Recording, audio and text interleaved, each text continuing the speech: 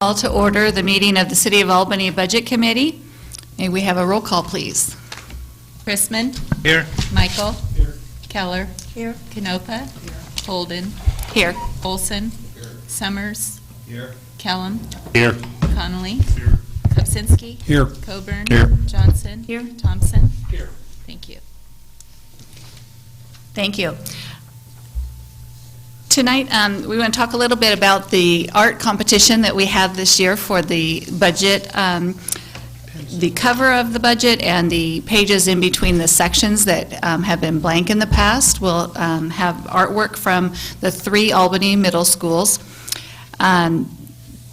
There's a first, second, and third place and employee choice winner for each of the schools. So we'll have 12 award recipients. And when I call their name, they'll come up and Sharon will hand them a certificate. And if you would if you receive a certificate, please stay for a photo just after, so don't leave right away. We received a total of 64 pieces of art from the 3 schools. The 3 first place entries will be featured on the cover, and the other pieces will be in between the sections where the city logo marks the blank pages. So starting with Calapooya Middle School, first place goes to Chrislyn Schill.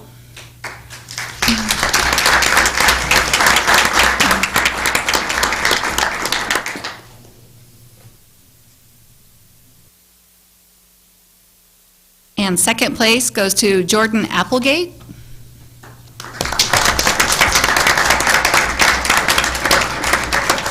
And third place goes to Abby Slanga.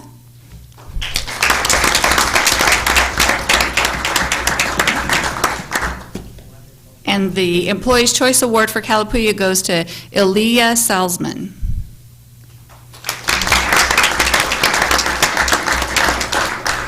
And the North Albany Middle School recipients are first place, Riley Ball.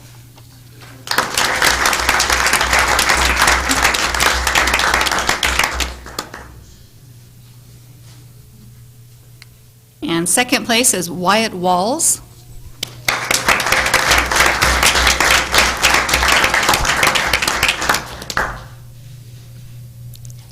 Third place goes to Riley Lamont.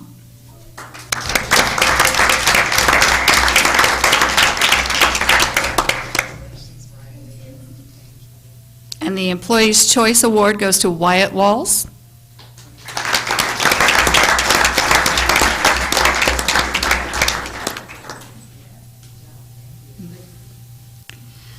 And for Memorial Middle School, first place goes to Megan Tarping.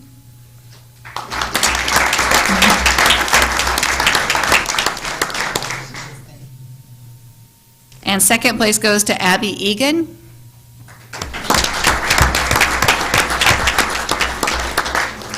And third place goes to Jake Dempsey and Amy Lopez.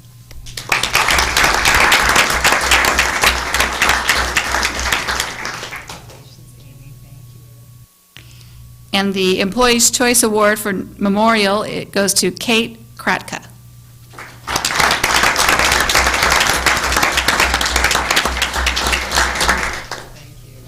Okay, and Ann will take a photo with all the recipients right out here in the hall.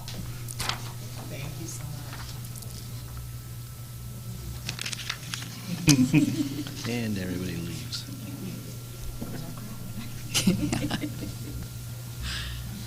There's the room empty. That's common.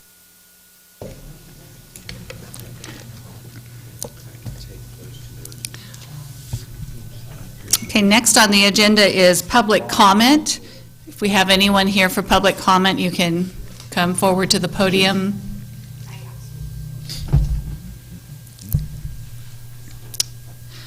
Okay, we'll move on to the continuation of the budget review, starting, I think we have some comments before we go into Parks and Rec, is that right? Responses to questions, or? Okay. Thank you, Madam Chair.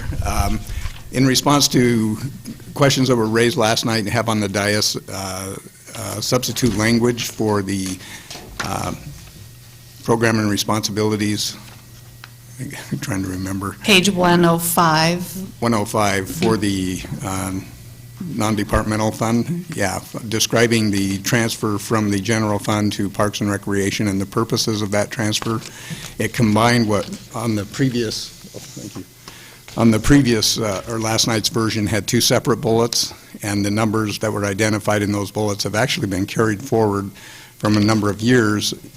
The check had been that the number that was identified in those bullets was the number that was in the transfer, and we make sure that transfers balance. But as was pointed out by Councilor Johnson, the purposes and use of those funds has changed, so it wasn't properly described in the narrative. So this would be a substitute page that just changes the narrative. It's still a general description, but identifies the purposes of that transfer. And then on the corresponding page, on the right page, which would be page number 106, shows how the line item in the previous version you had $40,000 identified for urban forestry. That's actually part of that transfer, and the amount is more than that. And again, just based on the history and what changes have gone on with different uses of those funds, urban forestry management, I think when I first came to Albany, was actually funded in the streets program in Public Works, and so it's had a history where it's moved different places, and the concern or the inaccuracy in last night's budget was in the narrative, not in the numbers. And we combined that 40,000 with the other, so it represents the single transfer from general fund to Public Works. And then the second item that's included is also a program narrative for the Community Development Housing Program, and that's an addition of a bullet on that page. It's a substitute, page 172, and the additional bullet reads, this program provided loans totaling $150,000 to Helping Hands for facility improvements. And there was a request that we identify that has been a use of the funds in this program, and those loans are still outstanding. So it's good to include that in part of the narrative, so we can track that's been an eligible use of those funds, and it's currently outstanding for those loans. So those were changes. If there were other questions that came to mind, other information, please ask or give direction, and we can provide the information as needed. So thank you. Okay. Stuart, before you go, can you talk about, I'm sorry, Madam Chair. Go ahead. Sorry. Talk about the transient tax, transient room tax. I think Wes said that you were going to kind of explain it a little bit. I could speak to that now. Or you want to wait? Usually do that As in part of the economic. economic development budget, Sounds it good might to be me. That's appropriate fine. that time. All right, Okay, thank you. thank you. Thank you, Stuart. So we'll move on to Parks and Rec now, and while Ed's getting settled in, I just want to make sure that everyone sees the agenda in front of them. If we make it through these sections this evening, then we have time for Budget Committee deliberation and considering the resolution that we have before us, which is one of the papers on the dais. Don't feel rushed. If we don't make it, we have another meeting tomorrow that we can continue on to. So that's the plan.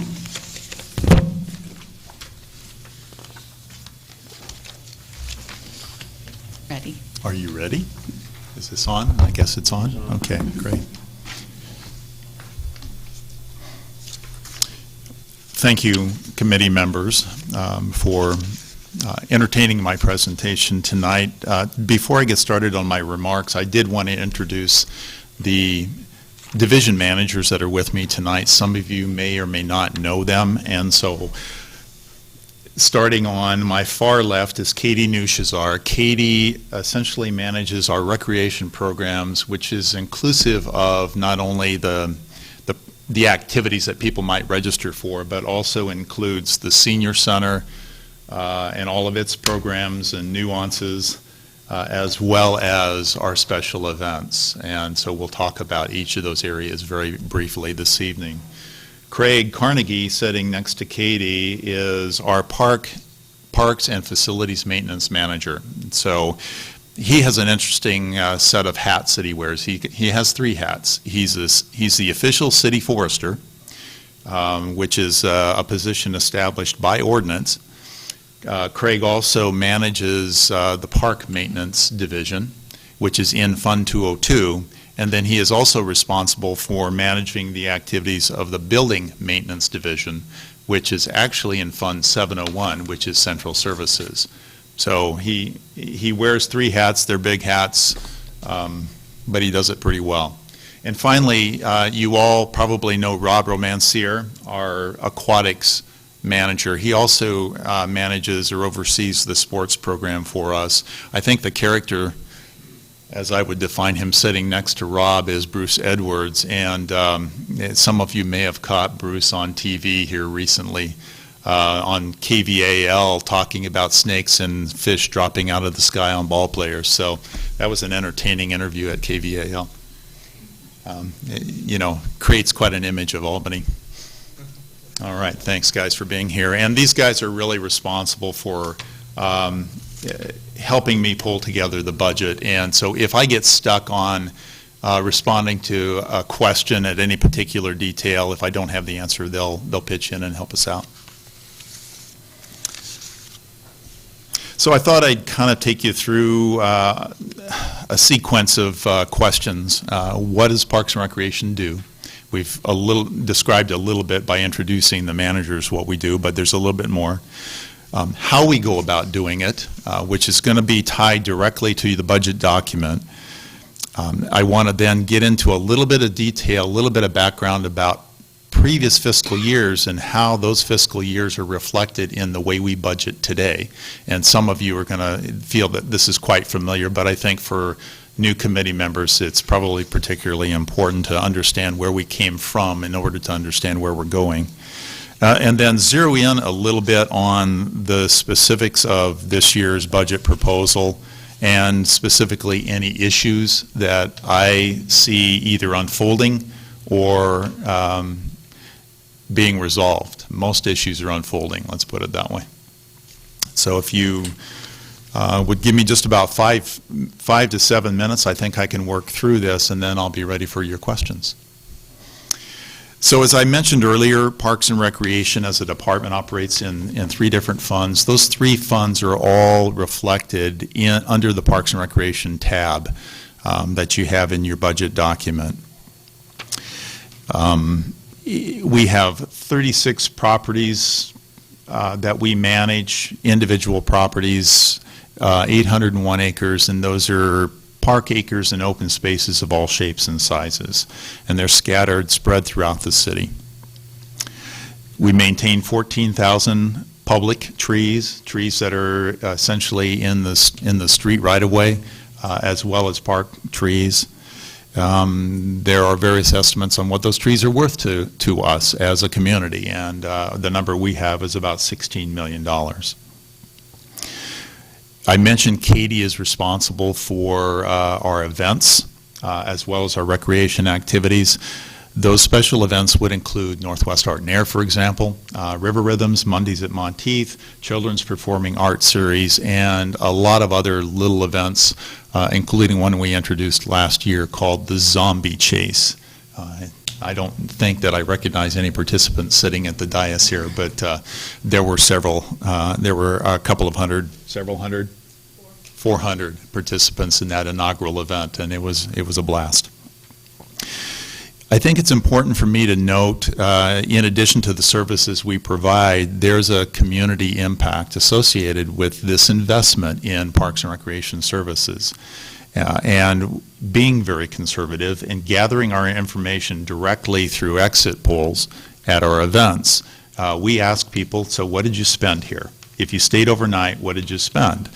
And so based on those exit poll surveys, we estimate conservatively about $6 million related to Northwest Art and Air, the softball tournaments, which, by the way, have dramatically increased over the last 2 years, as well as swim meets. Some people probably don't realize that the swim meets that are conducted at ACP actually bring in quite a few families who stay overnight over the weekend. So there is significant economic impact, and again, these numbers are direct expenditures that people tell us about. We don't extrapolate as others might. I should mention, we also maintain under the facilities maintenance or buildings maintenance component of our operation about 220,000 square feet of public building. Actually, that number is higher because this year we began taking care of some public works operations buildings on behalf of public works as well. I don't know what the square footage increase is. Honestly, I don't care, but it is a significant increase in the responsibilities, and again, Craig manages that for us. Am I too close to the mic? A couple of other things you may not know. The front desk staff at Parks and Recreation is essentially the reception desk for City Hall. So other than utility billing, which is across the street from us in City Hall, we take the phone calls meant for departments that don't necessarily go directly to those departments. So we are staffed to handle that as well. We handle permits and requests for street closures and things like that. It starts at our desk, and then we involve other departments. So we sort of coordinate that as a one-stop shop in my department. And finally, I don't know if you're aware that we have 3 commissions that we facilitate or support. That's the Arts Commission, the Parks and Recreation Commission, and of course the Tree Commission. And those are monthly meetings each, and so those do keep us busy as well. So how do we go about carrying out those tasks? Well, it starts with money. It always starts with money. That's what we're talking about tonight. And so I've sort of, I've established some bullet points for you to follow through on, and I've referenced the page numbers in the budget document for you, so you can see where I took those numbers from. But essentially, it's a menu of revenues that involves property taxes, about 58% of our total revenues, and this is for not just the operating budget, but the entire Parks and Recreation budget, excluding, of course, facility maintenance, which is in another fund. About 58% of our total revenues come from property taxes. And I think some people would be surprised that it's not higher than that. But we've worked really hard over the last several years to pull it down from about 75, 76% to this number. We do charge for services, recreation programs, senior trips and tours, things like that, that do generate revenue as well, about 11% of our total revenues.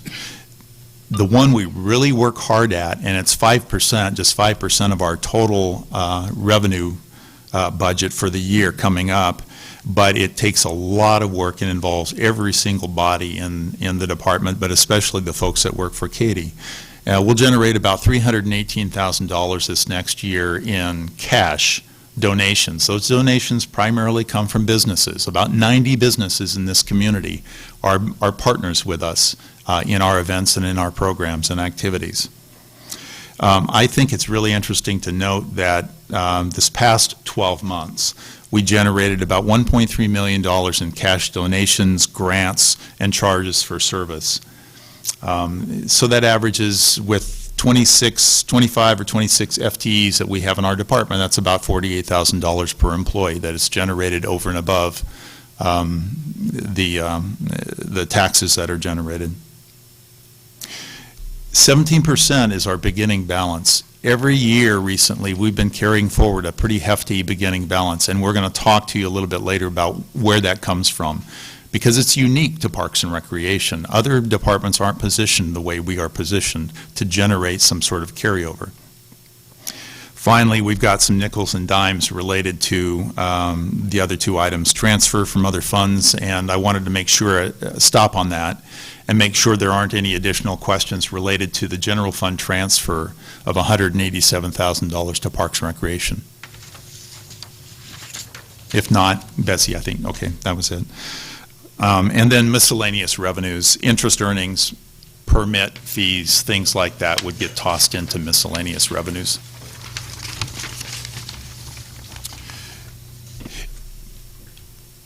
Every year, I want to leave you with the impression that this department does a lot for the community, does a lot for you, works hard at it, and works efficiently and as effectively as we can. That said, there's always room for improvement, but a couple of indicators that we've established that are actually in your strategic plan document for you to monitor, for you to watch over the year, is the number of full-time equivalents per 1,000 population and how that compares to our peers, our comparators nationally. In the ICMA performance measurement program, we're about 30% below the average for our peer group. Our peer group are cities with populations of 25 to 100,000 people, so it's quite a range. But we fall about 30% below the average for that peer group in terms of our staffing levels. Another measure that we report to ICMA that I think is extremely significant, it relates to the sponsorships and raising that $48,000 per employee, is that whereas our peer group average is 75 cents per capita, we hit $11.75 this last year per capita in donations, gifts, and grants and endowments, money that is non-tax revenue. And again, that's only just a fraction of the budget, but it takes a lot of work to gain that, and its impact on our programs and on our community is really significant, and I would hope you would agree with that. Just a big step back for some of you who aren't aware, over the last few years, as in all departments, there have been some adjustments in terms of really adjusting expenditures to revenue so that we can balance the checkbook every year. For our part, in the Parks and Recreation Fund, Fund 202, I'm not addressing the other, since 2010, we've eliminated 19, almost 20% of our full-time equivalents. Now, this year, I'm not recommending that we eliminate any more positions. So we stabilize this next budget year, at least as proposed. Another interesting tidbit there, though, is that where other functions would be higher than this, Parks and Recreation's personnel costs are 39% of our total budget. And that compares with other departments as high as 80 or 90%, or other cities, other Parks and Recreation departments across the country that are in the 70 to 90% range. So again, it's because of the way we fund things here in Albany and, quite frankly, the creative way we go about it. Those positions aren't lost and services maintained at important or desirable levels unless the existing staff absorb the work, and that's what's been done in Parks and Recreation as it has in other city departments. Annualized cost avoidance, I said savings in your bullet points, but it's really cost avoidance associated with those reductions that have already taken place is about $706,000 annualized. So that's money we don't have to spend today because we cut those costs a few years ago. The last point I wanted to make under this section is that we have increased contingency since 2005-06 from $18,000 to $310,000. That's a safety net for us. We've not used it, but it becomes a part of the beginning balance for the following fiscal year if we don't use it in any given year. So that's an important number for us as well. So kind of wrapping up here, in terms of total combined expenditures in Fund 202, we're down slightly in terms of total expenditures as well as total revenues for this next budget year. It's about a 3% reduction. It's not really significant because it doesn't affect the service levels at this point from last year to this year, or from this current fiscal year. I keep forgetting what year we're in, going into the next fiscal year.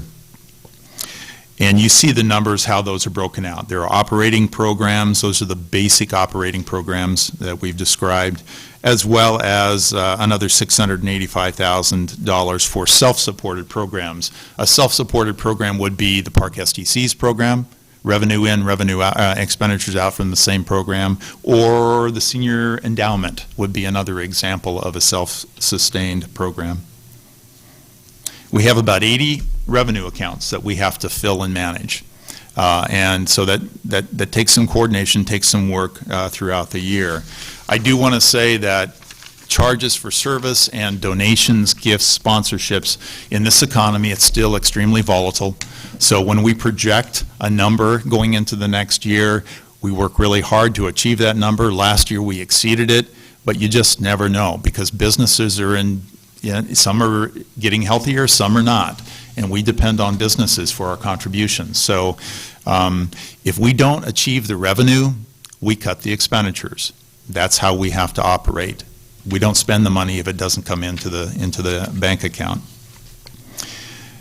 Finally, I did want to talk about that beginning balance again.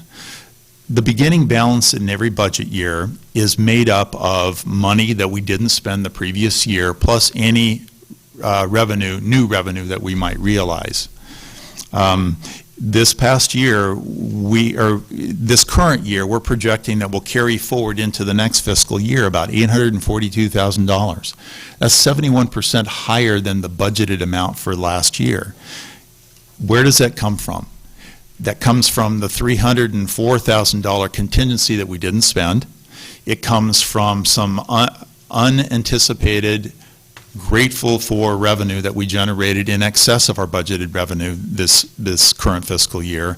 It also comes from a lot of work by our managers to continue to strive to not spend money if we don't have to spend it. That number, that carry forward number, is absolutely critical to balancing the Parks and Recreation checkbook every single year, because we can't predict with certainty what our revenue stream is going to look like once the budget year starts. So we want that added protection.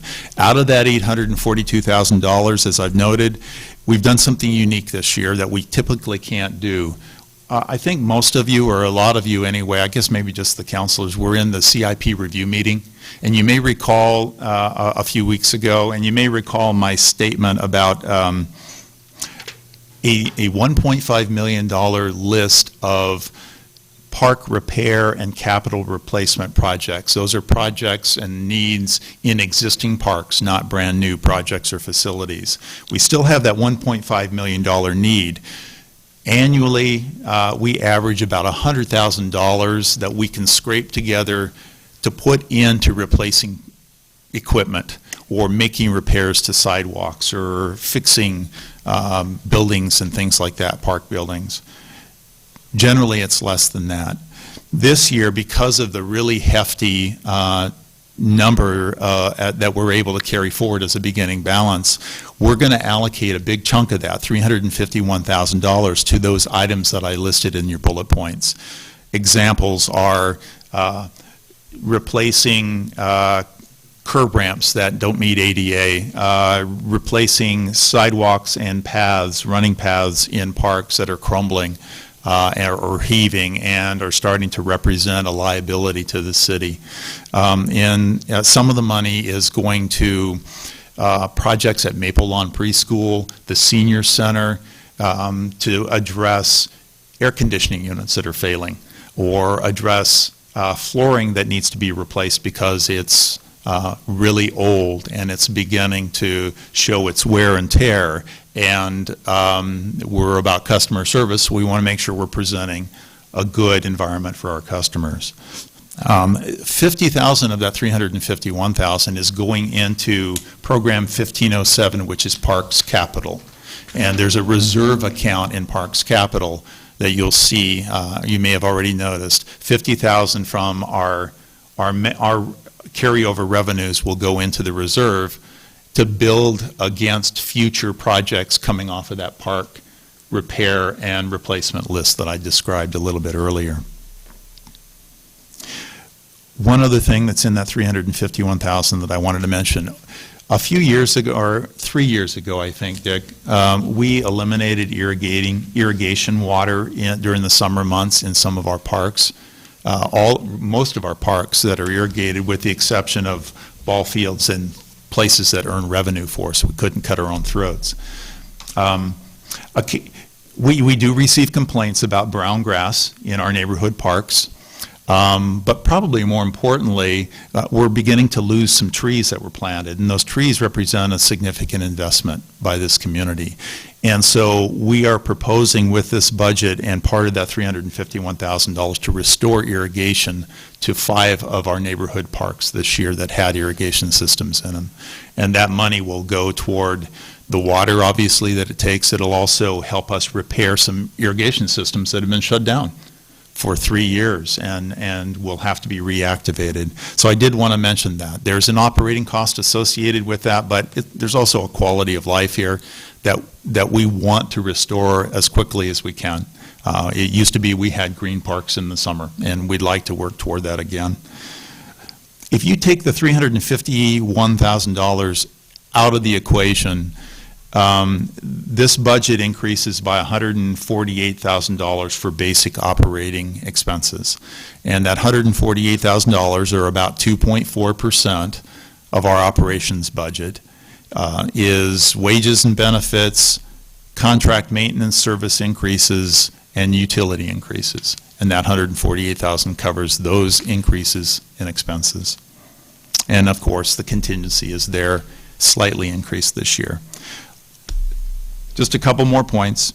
There are issues, and just to reiterate, we have one big issue in that we've got $1.5 million worth of repair replacement needs we've got to find a way to address. Right now, we can nickel and dime it. I don't know how we're going to get there, but we'll keep nickel and diming it, and hopefully occasionally be able to put a couple $100,000 in any given budget toward those needs. There is a red flag here, though, and that is that list doesn't just stop growing because systems continue to age or get added to the list as we go on. So we really have a future unmet need here, and I don't have a way to resolve it at this point other than continue to chip away as best we can and prioritize related to health and safety and legal liability issues with that list and our resources. I also mentioned earlier that we have reduced our staff significantly over the last few years. That is a problem for us. At some point, I'm going to need to find ways and resources to start adding some staff back. Those staff equate to the hunt for additional resources for projects, for recreation programs and new initiatives that, as the community becomes healthier and the economy starts to grow again, will generate additional demand for our services as they have been in the past. So those are two issues that I wanted to put on the table. We're not effectively addressing them at this point. I'll continue to work with everyone to try to find solutions there, but we haven't found them yet. With that, I'm ready for questions. Okay, we'll start with Bill. Hi, Bill. Ed, I've complimented you in years past about the job that you do. It just seems like you continue to do more and more with less and less. And you spoke a minute ago about some of the events in Northwest Art and Air and the concerts and so forth. But again, the value received for the dollars spent, particularly in recreation, is just outstanding. I did have a question about the pool. And you mentioned the $1.5 million in projects, and looking at this specifically at the aquatic services budget, I don't see a whole lot of money in there for maintenance. Do you know, and Rob's behind you, but is there a ticking time bomb that we need to be aware of? I know there's a life to equipments and pools and certainly buildings. Yeah, it's an excellent question, and the answer in short is yes, there is. As the facility continues to age, if we don't keep up with the needs that come with age and deterioration, then we're going to have a service issue. Fortunately, and Rob, I'm looking for confirmation here, we've been able to chip away at some of those needs over the last few years. In this particular budget, there's a little bit of money put in here for replacement of diving boards, for example, which are top of the list health and safety issues for our patrons out there. In the past, we've also dealt with ADA access issues to the restrooms, the locker rooms, for example. Other than that, the operations budget that you see includes a lot of routine maintenance. These guys shut the facility down every single year. What month, Rob? It's in the end of August. And they do routine maintenance, patching of the deck and things like that. A couple of years ago, we replaced the circulation pump, if I remember correctly. Right, the main circulation pump Right. for the pool. So we're chipping away at it, and sometimes we get help from the school district. But if we don't, we forge ahead anyway, and if it's not in the budget as a line item, then we find money to do it because it has to be done. And So is we're not there- ignoring the facility. And is there still money transferred from GAPS to the No. city for? When we took over the facility in 2005, we stopped getting money from GAPS. The only, really, GAPS's relationship, if you will, to maintenance and repair is if we have projects that are small enough and can be absorbed in their operations budget, they may do them for us. If they can't afford them and we feel like they're priorities, we forge ahead and get them done anyway, because health and safety is critical at the pool. Thank you. Ray? It's probably not too relevant, but Ed, you had sent me, I think you sent it to all of us, that state or federal document that was multi pages long, and I posed a question as to what areas were more pertinent, trying to read this governmentese. Is any of that driving any of the future processes that you have? It's not probably known to any of. What Ray is referring to is a draft state parks 5-year plan.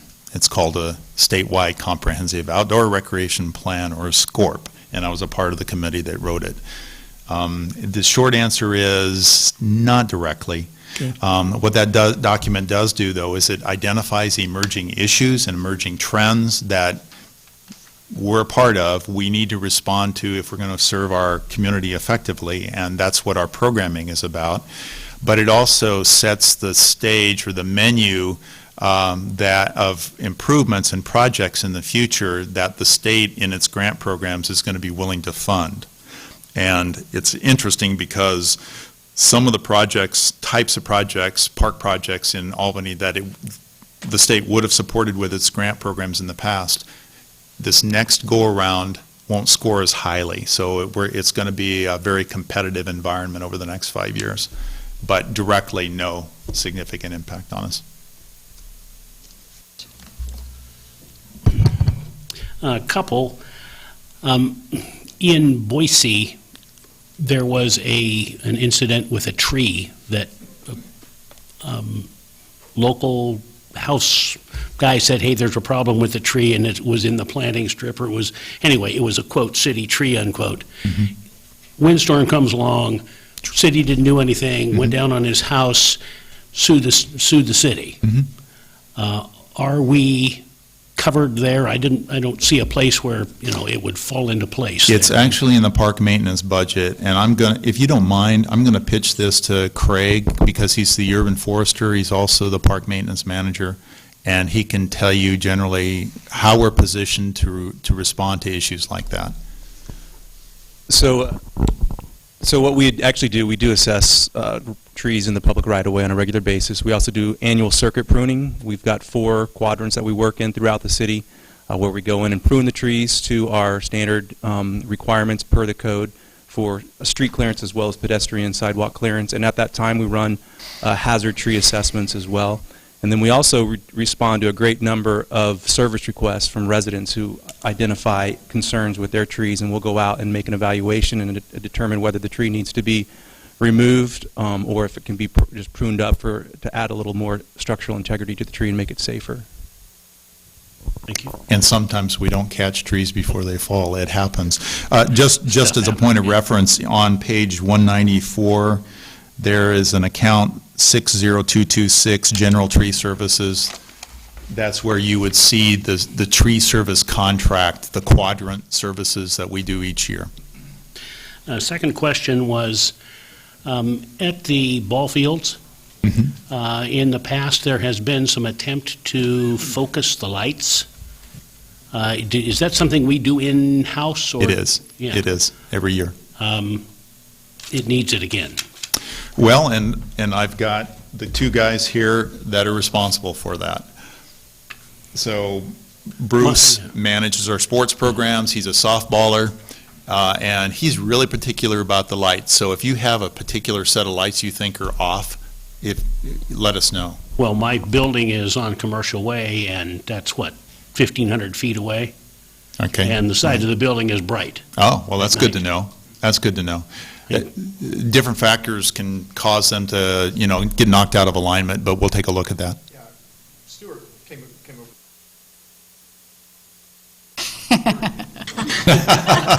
Okay, and when I caught the guy behind my place and walked him over to Jack's Truck Stop, should I get time and a half? It might be a wash. Oh, okay. Well, we'll take a look at that. Anyway, yeah. Thanks for letting us know. Colleen? Thank you. Yes, to get back to your park maintenance service, I see where vandalism repair is down 47%. Does that mean we're encountering less vandalism in our parks? The answer is yes, and what's the explanation? I don't know. Just like I can't figure out why people do it in the first place, I can't figure out why they stop. So the bottom line is what we did is we're taking those savings and we're just simply plowing it into some of the other accounts that you see going up. Yeah, okay. Bessie? Yeah, just a couple of things. First, Rob, last year, I believe it was, where we changed the policy for the swim teams at the Albany Community Pool, and I just wondered, since we do a contract now, or they sign some sort of a contract or lease, has that made the usage any less? I see that the income is, or at least you're proposing it. But how's that help? Use has not gone down. With the swim teams, it's actually nice because we were averaging, before we added the other swim team, we averaged about 67 kids on a swim team. Now we have over 100 kids between the two teams. So it's a very good thing for the pool. So it's turned out very well then. There's still people who are upset about it, and it's going to be that way because we have two teams, we have options. But it's been very good for the pool. Okay, great. Then the other thing, let's see, I guess on page 205, there's a real big hike in contractual services, and I just wondered Yes. what that would be for. You bet. Thank you, Bessie. And I wrote some notes on that because I knew you'd ask about it. And part of this expense relates to East Thornton Lake, so I kind of want to go through that second. A big chunk of this is last year we budgeted some money to begin the new update to the park master plan, which has to be updated every 5 years. We're a little late on that anyway. And that master plan, by the way, is a requirement if you want to apply for grants for park projects. So we've got to get it done. I delayed it until this year. So a chunk of this is related. I think 60,000 of it is related to the park master plan. The balance of it, and I kind of, if you could give me about 2 minutes to go through an East Thornton Lake outline, it may answer the question, because I think there are some related questions here that really came out of the CIP discussion. You know that's my favorite topic. Well, it may not be your favorite topic. I know. It's certainly not mine. So yes, go Thank ahead you. and- Just give me a second here. You'll recall the CIP discussion, some of you will, and we've pitched a $500,000 East Thornton Lake development project to begin development on that property. You also recall my statements earlier that development is actually a condition of the acquisition grant that we accepted from the state now more than 2 years ago. However, just because it's in the CIP doesn't necessarily mean we budget the expenditures for the project, and we have not. I've only budgeted $75,000, and that $75,000 is for the planning and design work that needs to go eventually in a state grant request. And that state grant request is due in April of 2014.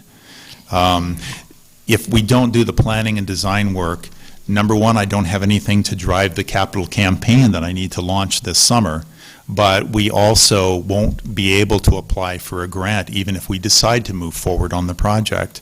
So the $75,000 not only covers some contract design work, but it's going to cover costs like the conditional use permit application and review that I have to file and I have to pay for, all right, just like a developer would. It'll cover all related planning expenses up to and through design and construction drawings.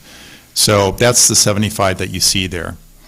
If we don't do it, then the project and all the activities to raise money, including grants, it just comes to a complete halt. So that's the explanation for why I budgeted it in the next year. Okay. And then By the just- way, some of that design money is recoverable if we get a grant. That'd be great. Yeah. That'd be great. Yeah, and the last thing is on page 212, you talk about average cost per unit of service contracted, and it looks like it's going from $70 an hour to $71.40 an hour. Can you tell me what we pay for at that high of an hourly price? Yeah, we're on the facilities maintenance budget. I'm going to let Craig weigh in on this.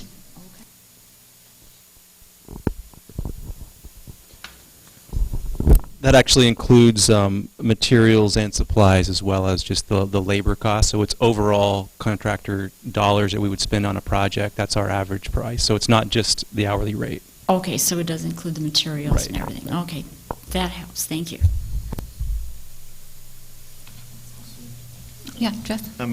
Ed, just a question and then a comment. The question, you had mentioned that Parks budget from property taxes about 58%, and that's down from 70, I think you said 75 in the 70s. In terms of the percentage of From the the total percentage, correct. budget that it covers, correct. So what determines that 58% or that 75%? What determines that amount?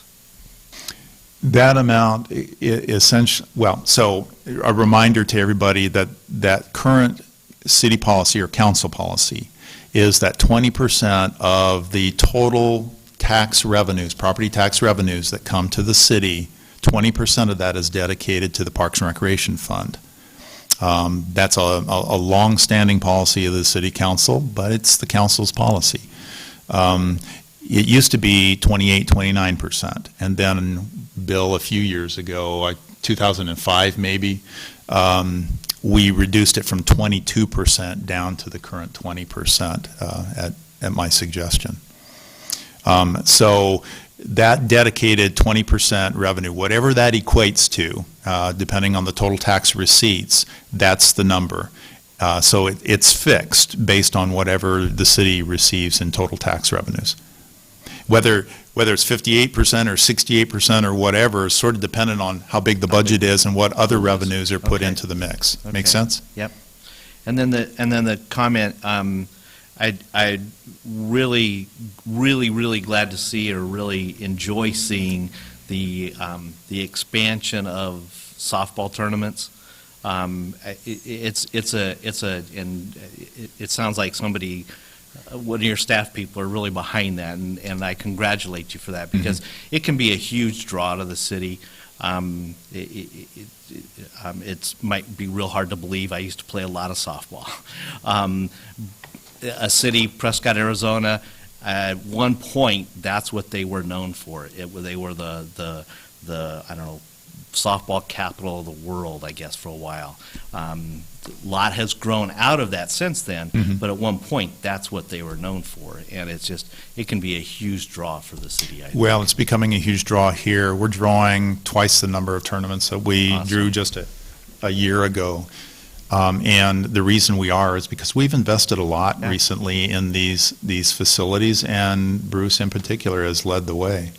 And we get rave reviews now from tournaments that come in from all over the place. We've got regional, we've got national, we've got some girls softball tournaments that we've landed, as well as just sort of the local weekend tournament kind of activities. And at some point, and you might even be there now, it becomes such a draw. The facilities we have and the surroundings we have become such a draw that you really don't even have to promote it. I mean, the softball world knows where they go to play premier tournaments. We do promote now, but I think Bruce would acknowledge that the facilities are beginning to sell themselves Yeah. because word of mouth Yeah. is getting out through tournament organizers and directors that Albany's got a really nice set of facilities here. Awesome. And just a few years ago, we were embarrassed by the quality of our spaces, so it's good progress. Yeah, great, thank you. Will, did you firm up that question yet? Not quite. Okay. Anyone else? Oh, Dick? Does our swimming pool still draw similar to our softball situation? You mean in terms of participation, or? People from outside the community. It does. I know it used to, I don't know. Yeah, if we it just still does. we just held a swim meet last weekend, which had over 400 participants, not including parents and siblings. So we are way up high on, now with two swim teams. Actually, in June we'll have a meet on the first weekend of June as well as the second weekend of June. So don't try and do anything over in the South Albany area because the parking lots will be full. So We have a competitive advantage with our pool because it's one of the very few 50-meter pools. That's what I So thought. it does serve us well. Yeah. Yeah, the city bought that with the tail end of revenue sharing money back, I think, 76. And we decided a nice swimming pool would be the thing to do with it. So I'm glad we did.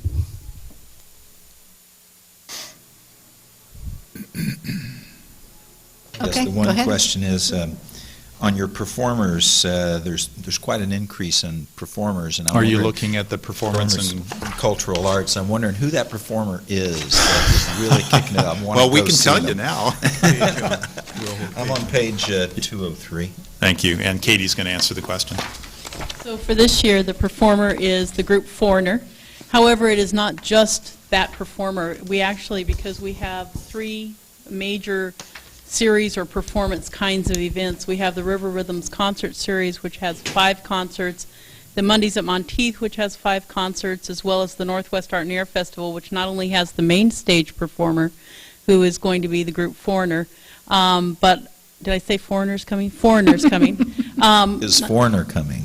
Foreigner will be here, Mr. Summers, absolutely. So we also, though, have a festival stage, a car show stage, as well as this year we're adding to our family zone. We've recruited some additional sponsors who have come in and are wanting to take the children's zone to a much higher level and have performances for kids as well. And so when you see that, certainly the Art and Air Festival drives some of that number, but it's actually spread over probably 16, 20 acts that are all increasing. And each one of those has gone up in cost over the years. But how much more of a draw to the community are we seeing? We are now in. Last year was the first year that we actually turned people away, and on the Saturday night performance during Northwest Art and Air Festival, we had 23,000 people in the amphitheater for that festival.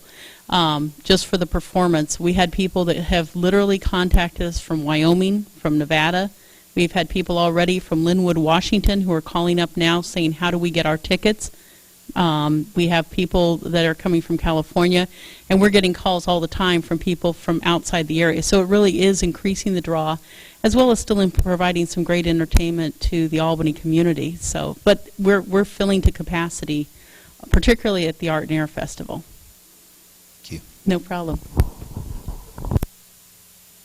All right. Thank you, Ed. All right, thank you.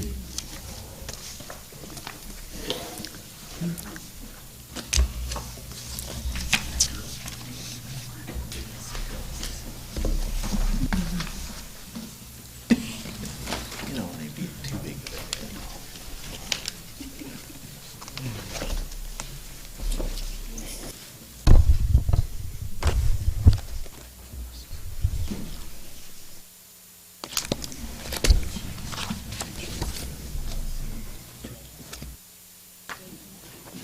Okay, floor is yours. Okay, thank you.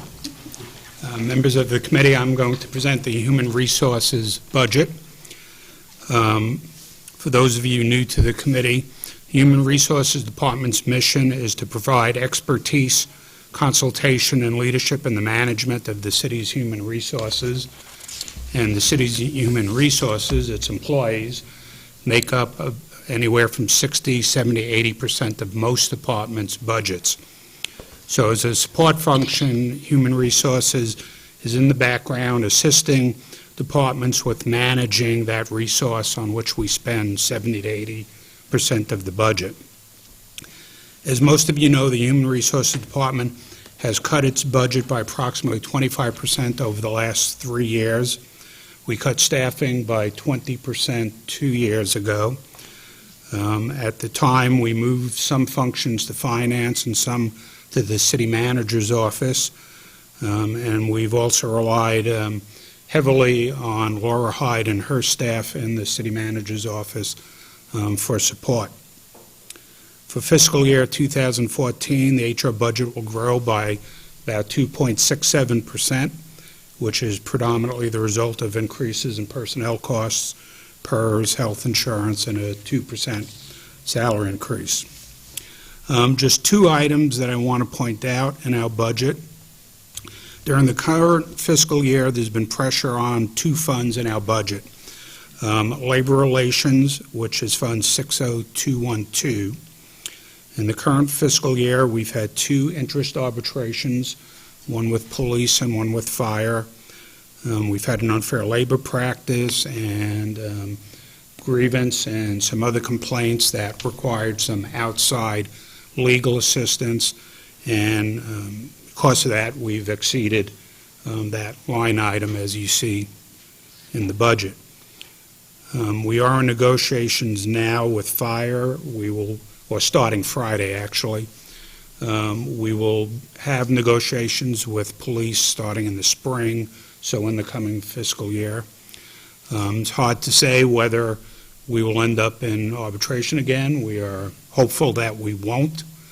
We think our labor relations costs will be significantly less this year, but still may exceed the budgeted amount. The other item is physical exams and medicals, Fund 66505, which went from a high of $40,000 in 2009 to a low of $12,000 in this current fiscal year. And that fund pays for pre-employment medical exams, psychological exams, physicals, drug testing for those positions that require those types of screenings or exams. We were able to get by with reduced funding over the last few years because we had cut staffing and we're not doing a lot of recruitment, so there's no need for pre-employment exams.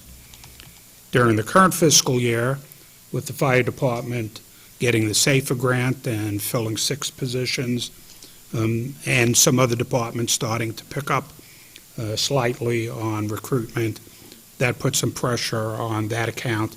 And again, we went over the budget amount, as you see in the documents before you.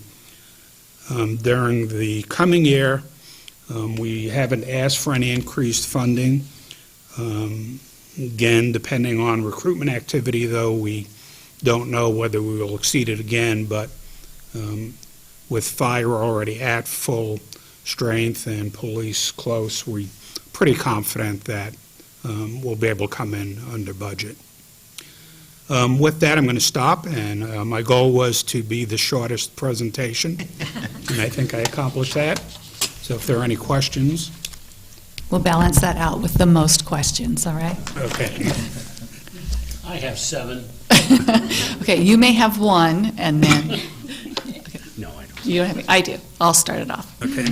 Can you tell me, I know you have different benefits for different areas of the city or different contracts, but ballpark or a range on what's the total cost of insurance per month for an employee, for the city, the city's For the cost? city? Mhm. I think it's, I want to say $7 million a year, somewhere in that. So divide by 12 and you have your monthly. I mean for one, Oh, for one an employee. individual employee? Which For is- full family, for most employees under our Pacific Source plan, is about $1,820 and change a month. For a single employee, I believe it's $650 a month. So in between there for, those are current year numbers, right. They're going up, was it 17 or 12? 10.3, 10.8% for Pacific Source. For our fire employees, they're a little less, and I want to say they're about currently $1,600 a month. No, actually, it's less. It's about, I think, $1,400 a month, and they're going up about 5%. And has the city of Albany ever looked at being part of a self-insured sort of pool, or is that allowed for municipalities?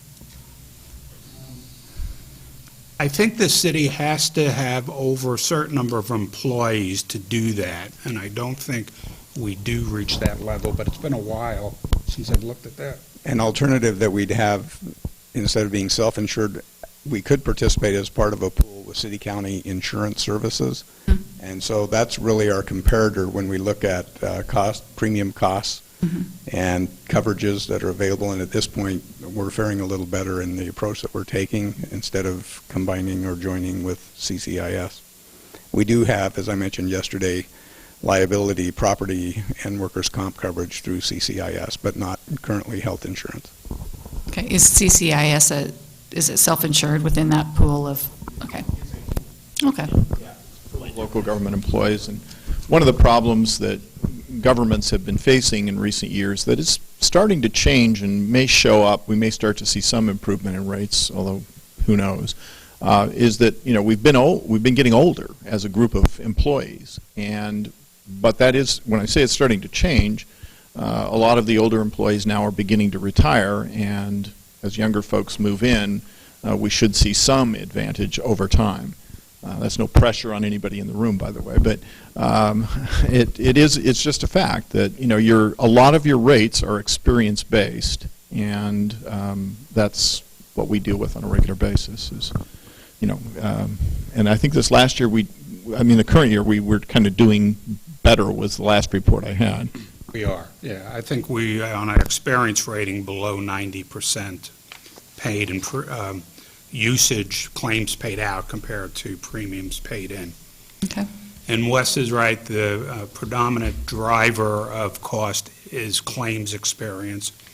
Additionally, out of that 10.8% increase in Pacific, so it's about 4%, we're told, was directly attributable to the Affordable Care Act. So every year that new pieces of that come into play, that's going to add a few percentages to the cost. Okay. I have another question unless someone else does. Okay. Let's see. So in the increase in the wages in the budget, a piece of that's going to be for the different negotiated rate increases, cost of living. Do you know what portion would be for changes in position, promotions, or how much of that sort of people moving up? No, I mean, departments have to fund that within their current budget, or they come to the council if it's a reclass upward. In promotion, normally there is a position already budgeted that somebody's left, and they're promoting someone up into that, so there's really no additional cost to that. Okay, so it's just the percentage increases then that are either negotiated or, and what are the? There are some step increases built in. Is that early on in the first? That's, I believe, built into the figures we're given, right. Okay. And what are the percentages in the different areas for increases in this budget? Police, non-bargaining, including executives, are getting a 2% increase. AFSCME employees, both AFSCME units, are getting a 1.5% increase, and we are in negotiations with fire for their increase. Okay. And you said non-bargaining is 2% with 2%. police? Okay. Okay. Any other questions? All right. Thanks, Hey, David. Thank you.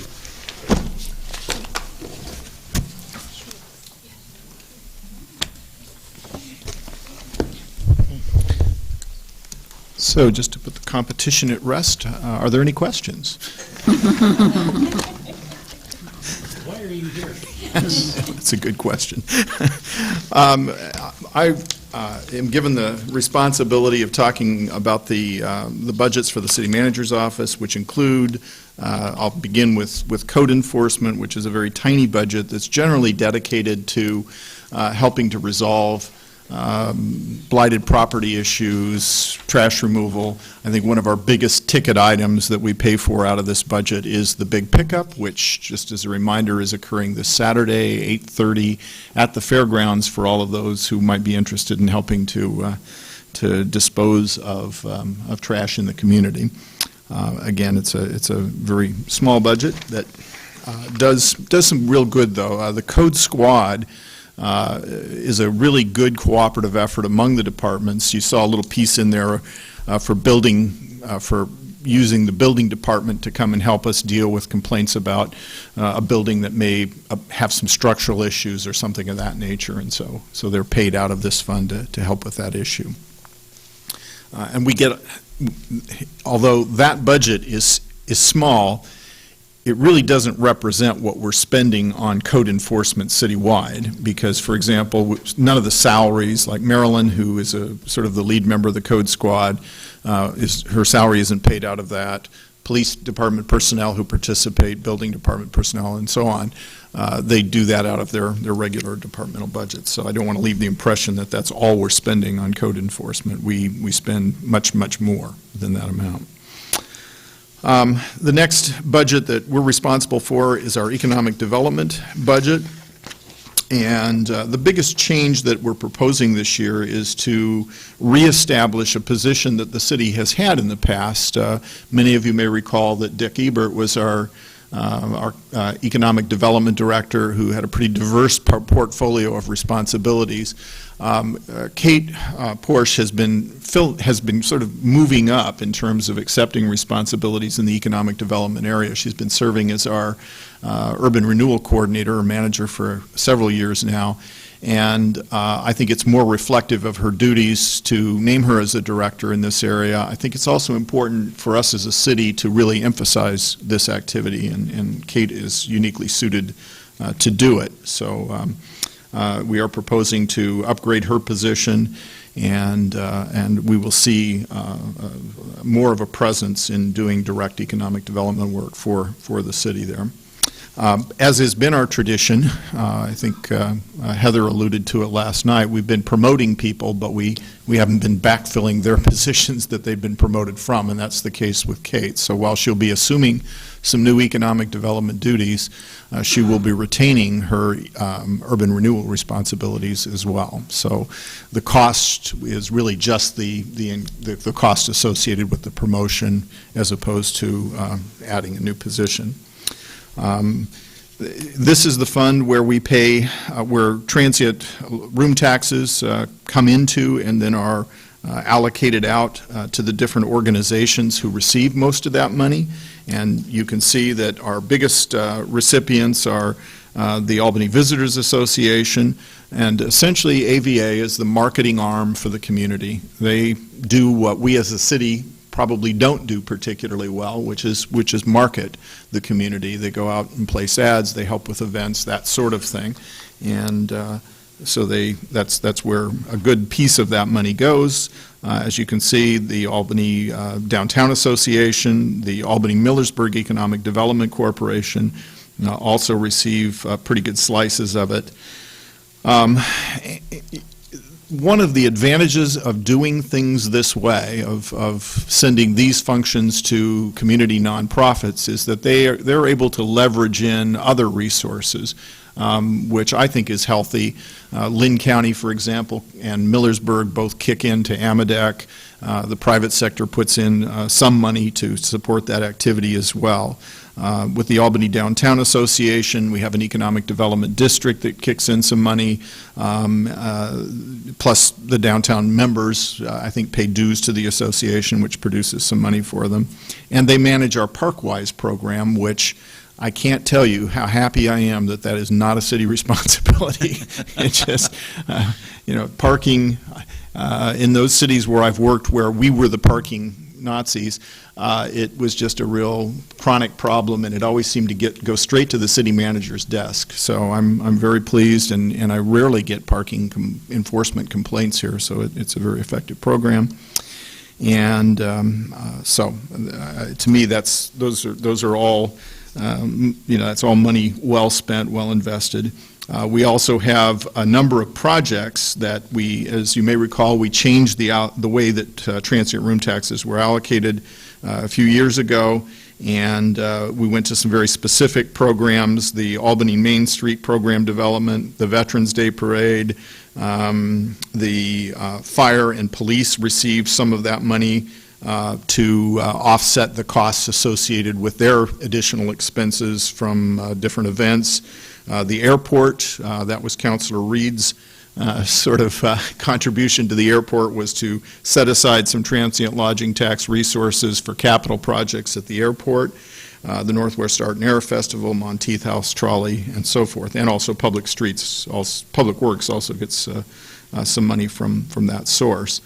So the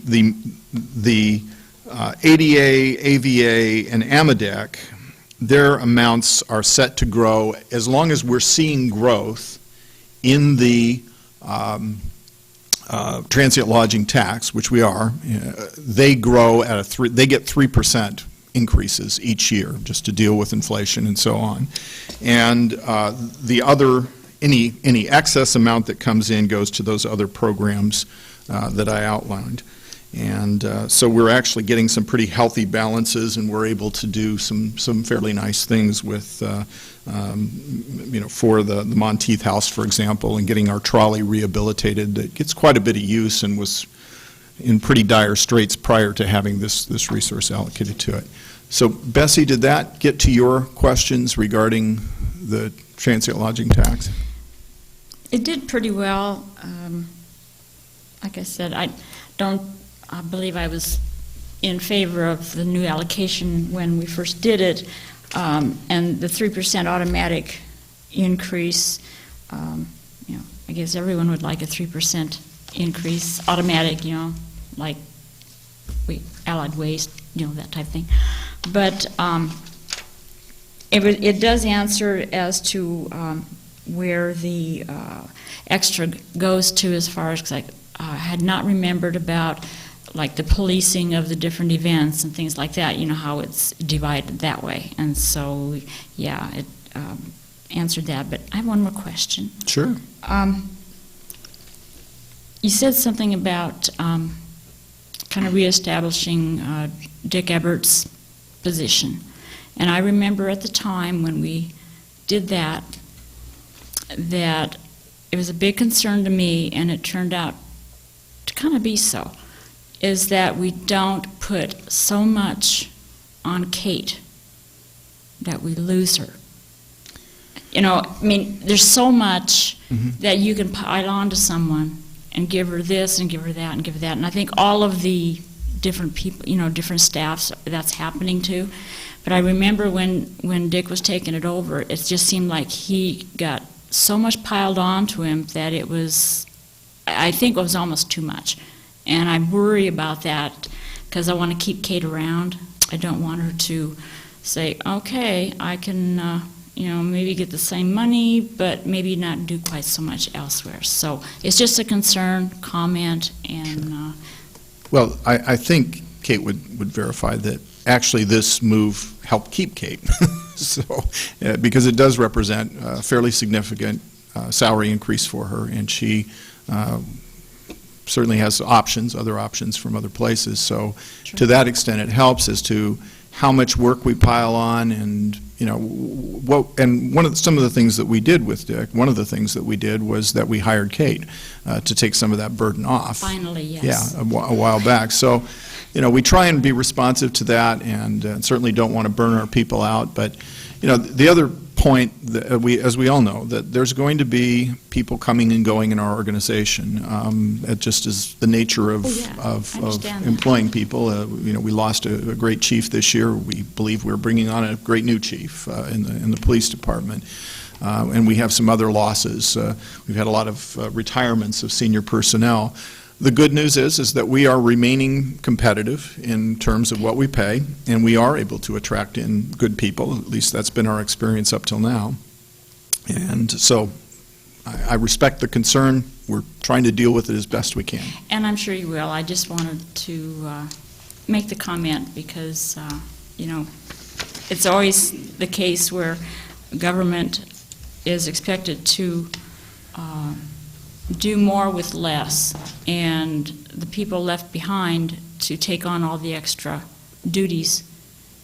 It can be too much sometimes. Sure. I mean, it's great jobs, and the staff does I was going to say, tell Ed, and he's not here anymore, but when we have events, Northwest Air, oh, there you are. I didn't want to really say too much because I didn't want you to get a big head, but whenever we have events, all the staff is there all the time, whether it's overtime, whatever. They're just working their tails off. And so I know they do it willingly, well, kind of, but I just want to make sure that we don't overwork some so that they decide that they want to go elsewhere. Sure. Yeah, it's just a concern. Wes, Rich had a question, and it looks like Will does too. I know you're not finished. No, going that's through fine. it. We can deal with these. Well, transient lodging tax. Mm-hmm. Do we, or is there any way for us to track when people come and use various hotels in town, what they're doing in town? Yeah, what facility they're going to go to, or what event? The hotels themselves have done some surveys, and so yes, there are ways to do it, and usually it's probably not a real precise science, but you can get a pretty good indication based on what people tell you when they come into town. And we know, for example, that our events, some of the things that have been described earlier that draw people into town, we know that for the hotels that are out by the Expo Center, that's obviously a big draw for them when they have events in that facility.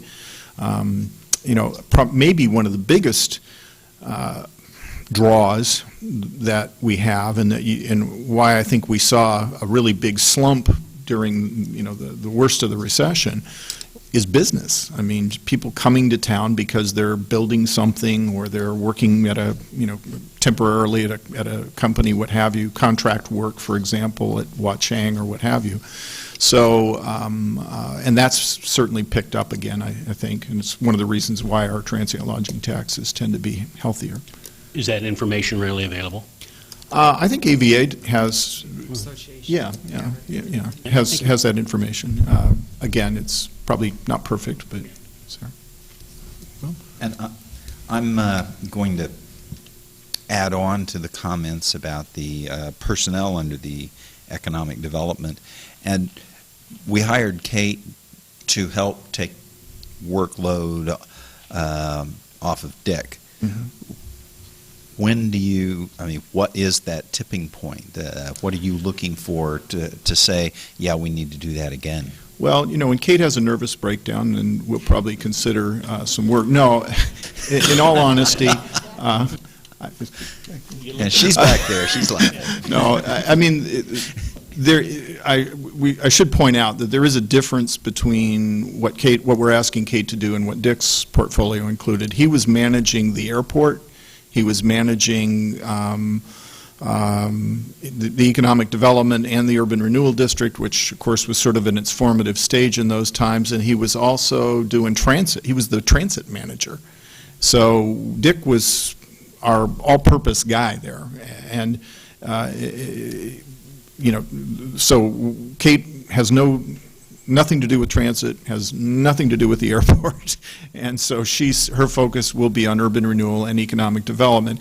And I also find that I'm spending a lot of my time in economic development, which is why we transferred some money out of the Economic Development Fund to Central Services to help cover some of my costs.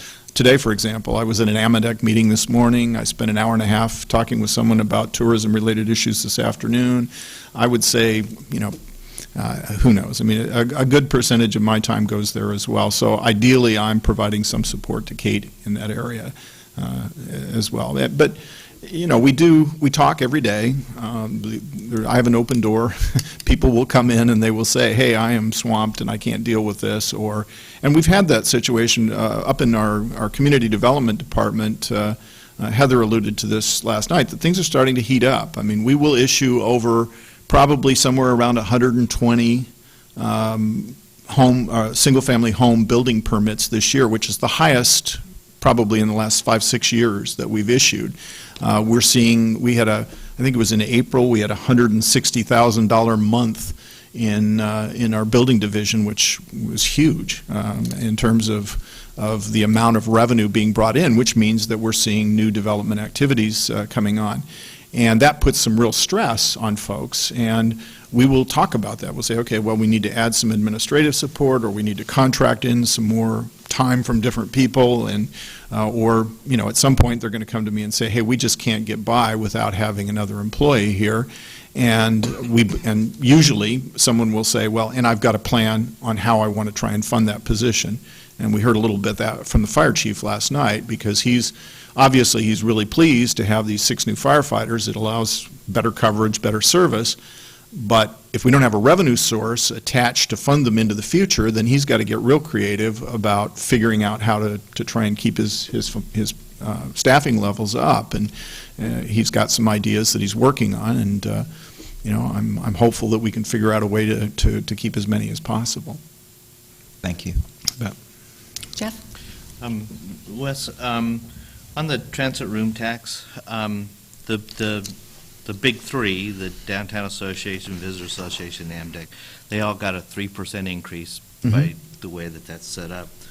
But then all of the other funds, or all the other areas that are covered, and I know they're really minor amounts, but they all got decreases. And with the room tax going up, with the receipts going up, what was the reasoning behind them getting decreases? Stuart, oh, it was me. It was that. No, it's your fault. Well, no sense in gilding the lily. We did choose to transfer some resources to central services to cover not only my time, but also time spent by people in our office, Laura, Gina, Diana, who provide administrative support to Kate's program. So it was just a way to try and pick up some of those additional costs. And I guess that's very justifiable reason. Somebody might want to take a look at that, because the beginning balance is growing, and so you know, we've got a beginning balance of something growing, and we're reducing something that is I mean, those areas that we're transferring those funds to are not really, they're not coming from tax revenues, they're coming from the transit room tax, and you've got this beginning balance that's continuing to grow. Again, I know they're minor amounts, we're talking about little amounts, but you know, I think for places like the police and the fire, minor amounts make a big difference. Sure. You know, we've mentioned here that we use some of the transit room tax money to help cover overtime for the police department. I think when I left here last night, I figured it out, and for this is for police and fire, and if you just take the overtime cost in those two budgets, the amount that we're sending into from the transit room tax is only about 4.5%. I mean, it's very minor amounts going from the transit room tax to both of those agencies, and I got to believe that they're spending a lot more than that covering the events that some of this is associated with. Sure.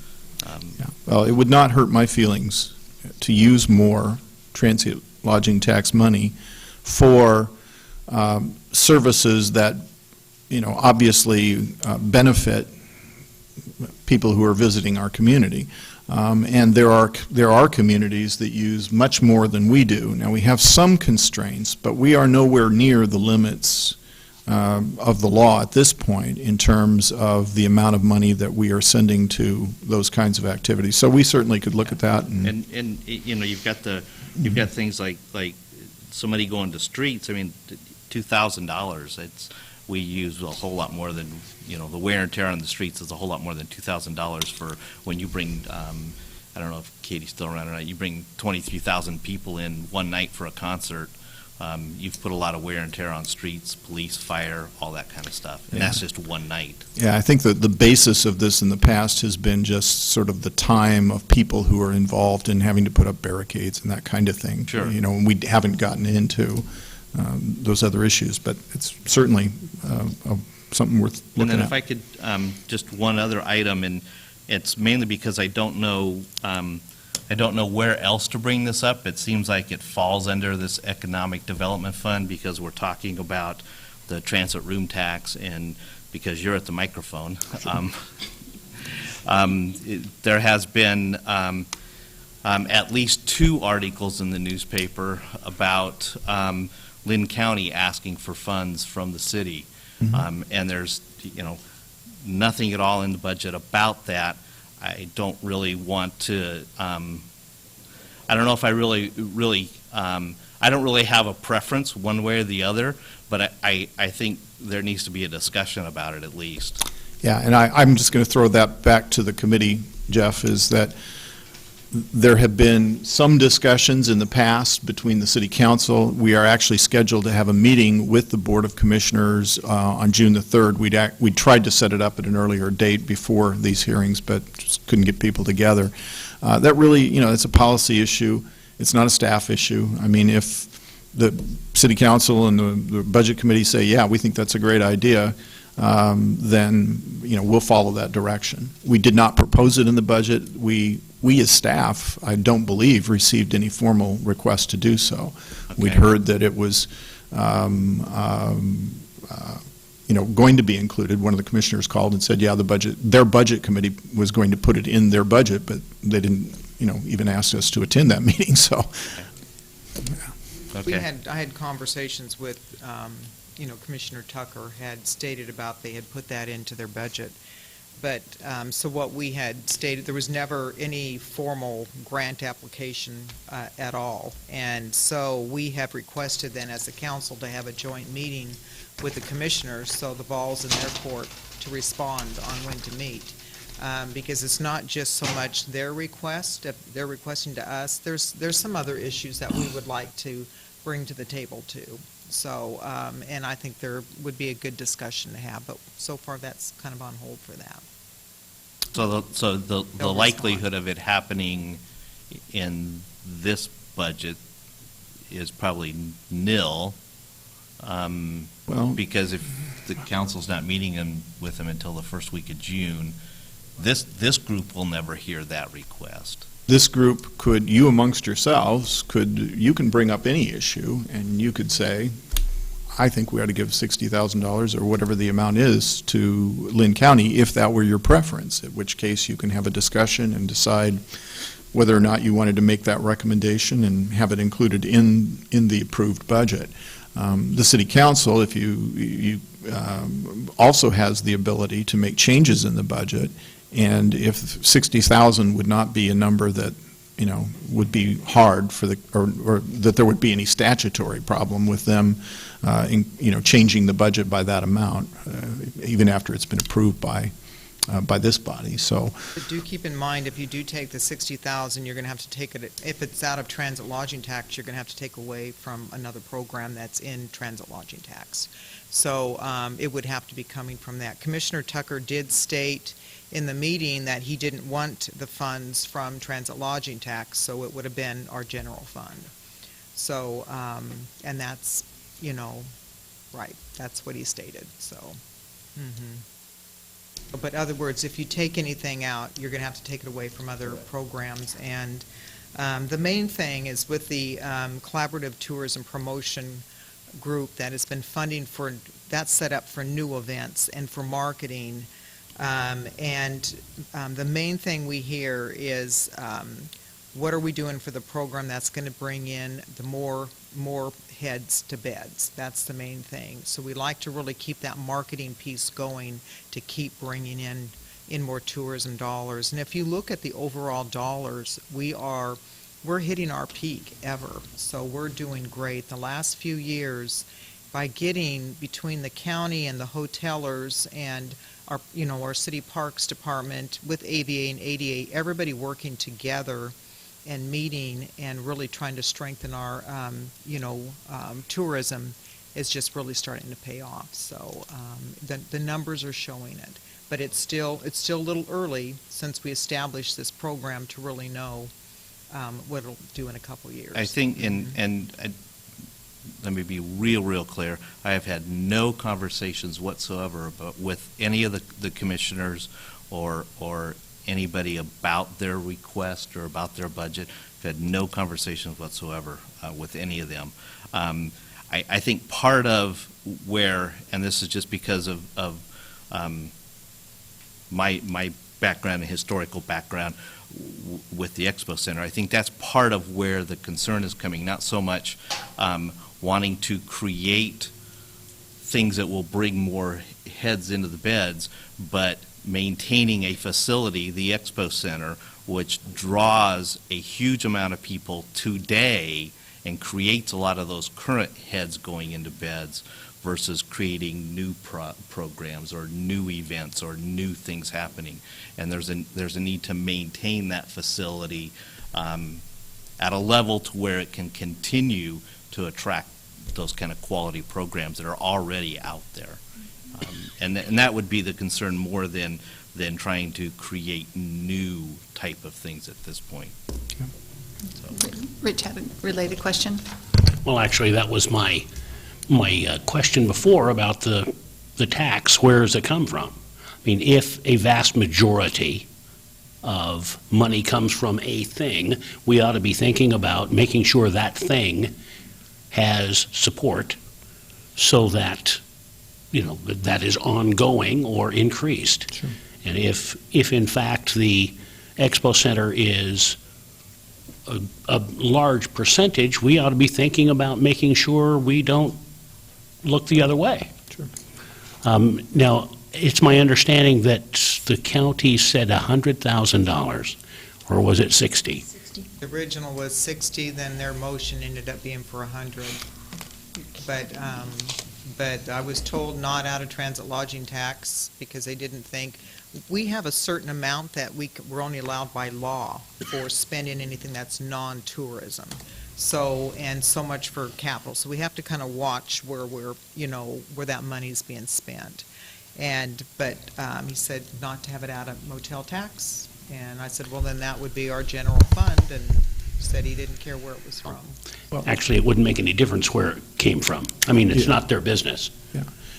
Yeah, and just to clarify, I mean, there are resources within the budget where you could choose to allocate those resources in that way. And we had some discussions with the county about some very specific capital projects that they were considering, and had indicated some willingness to discuss those projects. And at a meeting that we had at the fairgrounds several months ago, and then that sort of went away.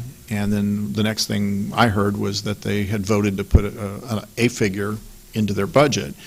And I just think there probably needs to be more discussion.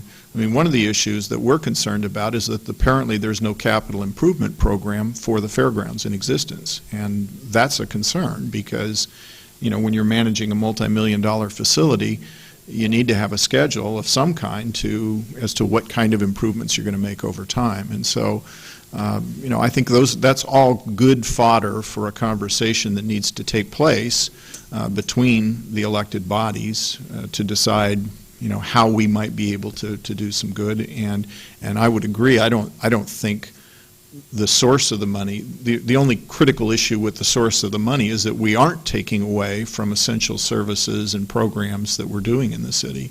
But there are some, there is some flexibility. And the Expo Center, I think, clearly is a tourism-related purpose under the law, so I don't think we'd run into too much trouble there if we did use transient lodging tax.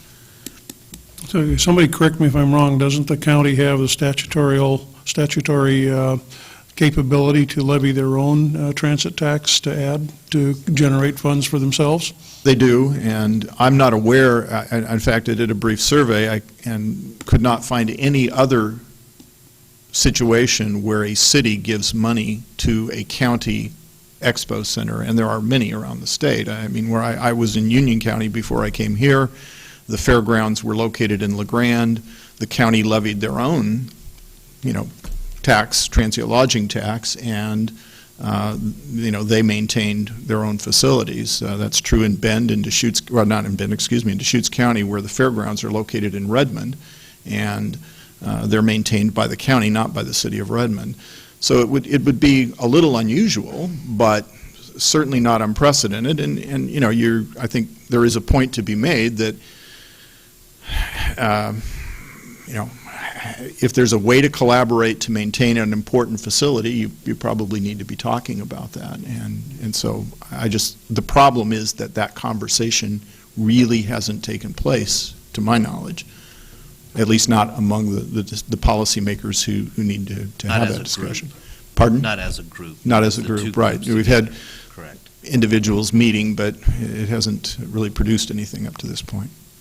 And I think that's the important next step is, instead of us just getting a request or hand over money, we need to make sure there's some strings attached to make sure it's a good investment and really be able to see.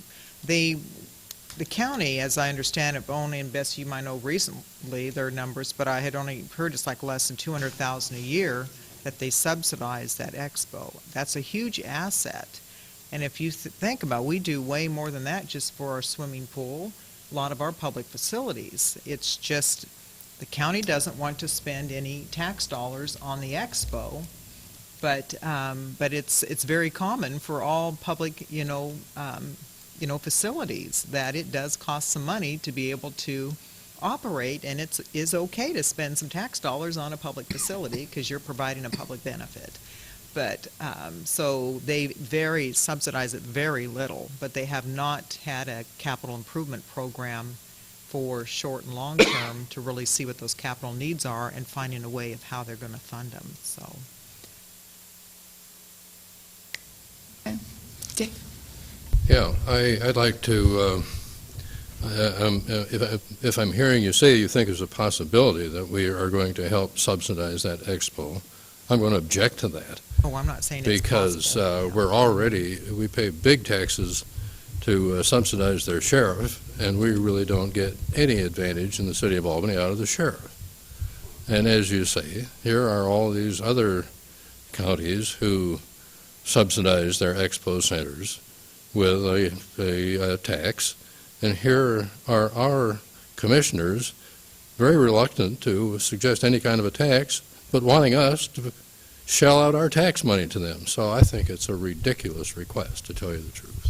And another thing, too, that, it's good for the Budget Committee to realize is what we did a few years ago when this request came to us is AVA now is marketing through the county. So they are doing more of the marketing materials is throughout the county.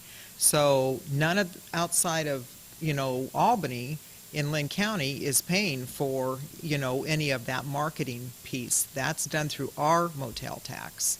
So we increased that a few years ago and got AVA to be able to do more for the whole county. So it seems we are putting funds towards that, which is our Albany motel tax.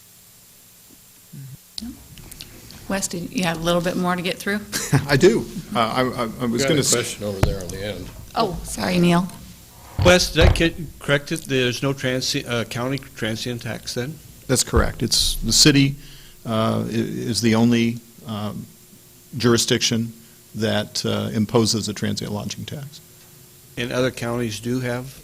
I'm sure that's not true everywhere, but in many counties, yes. In fact, I can remember years ago in Lane County that it was the motel owners that came to Lane County asking Lane County to increase their transient lodging tax because they wanted to get more promotional services from the county. So it's not an uncommon thing for counties to have their own transient lodging tax. And I have mentioned that to them, and they have said we're not going to impose a tax, flat out, so. Mhm. They said we could impose it and give it to them, but wanted us to raise a tax. That was generous of them.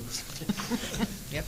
So, having broached that subject, we'll move on, if I may, to the council and non-departmental budget.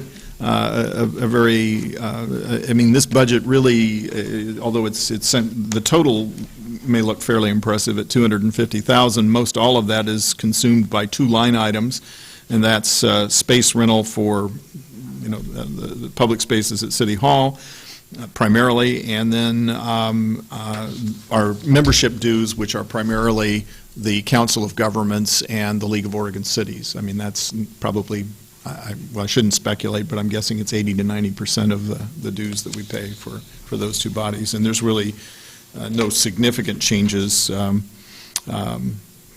this year in those activities. And then the city manager's office, again, there's one that stands out as a big one.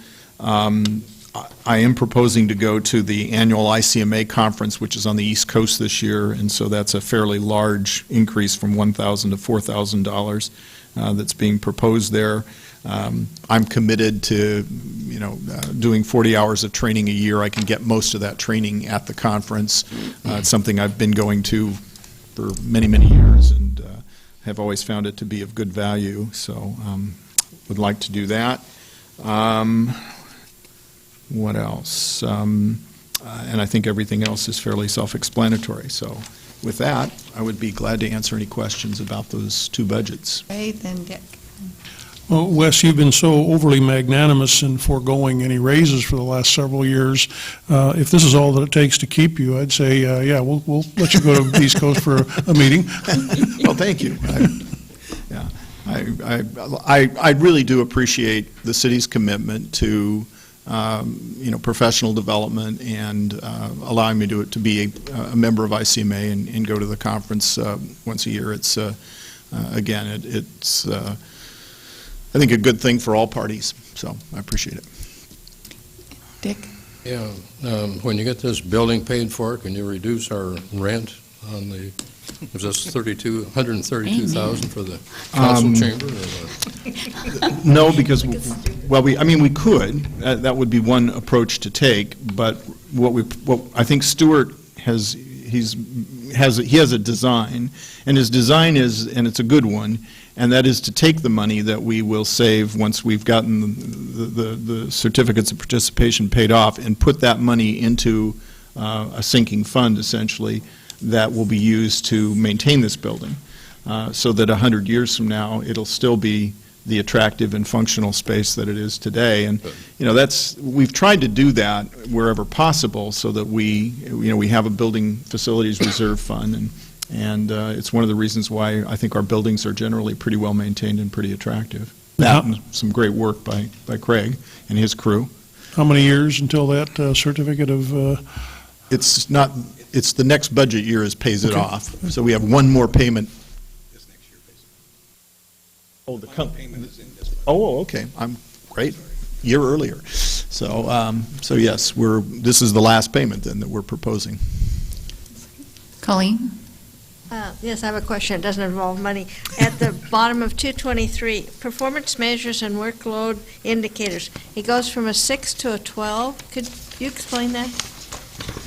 Maybe 6 to a 12. Oh, yeah, we, in recognition of the fact that we're going to have Kate, one of the ideas behind having Kate take over as our director is one of the areas where I feel maybe we could do better than what we've done in the past is our relationships with our existing buildings, existing businesses. I was still stuck on facilities there.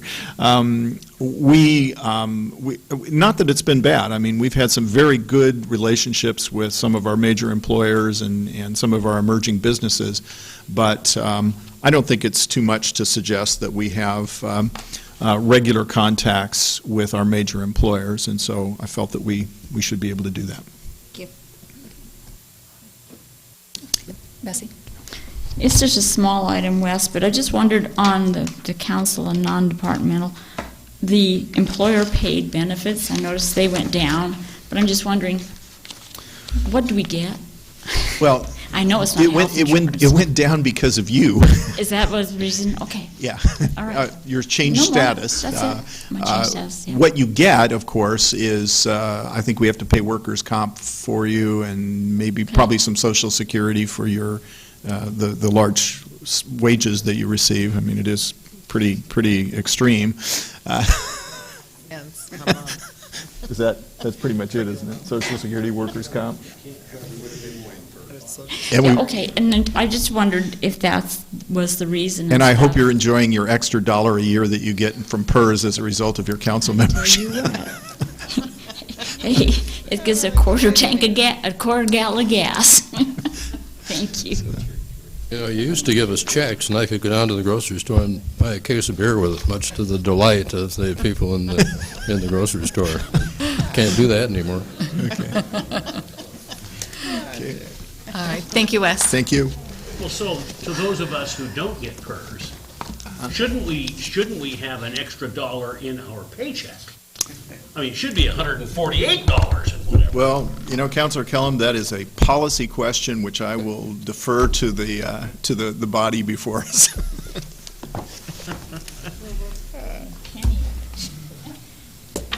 State employee. He's done.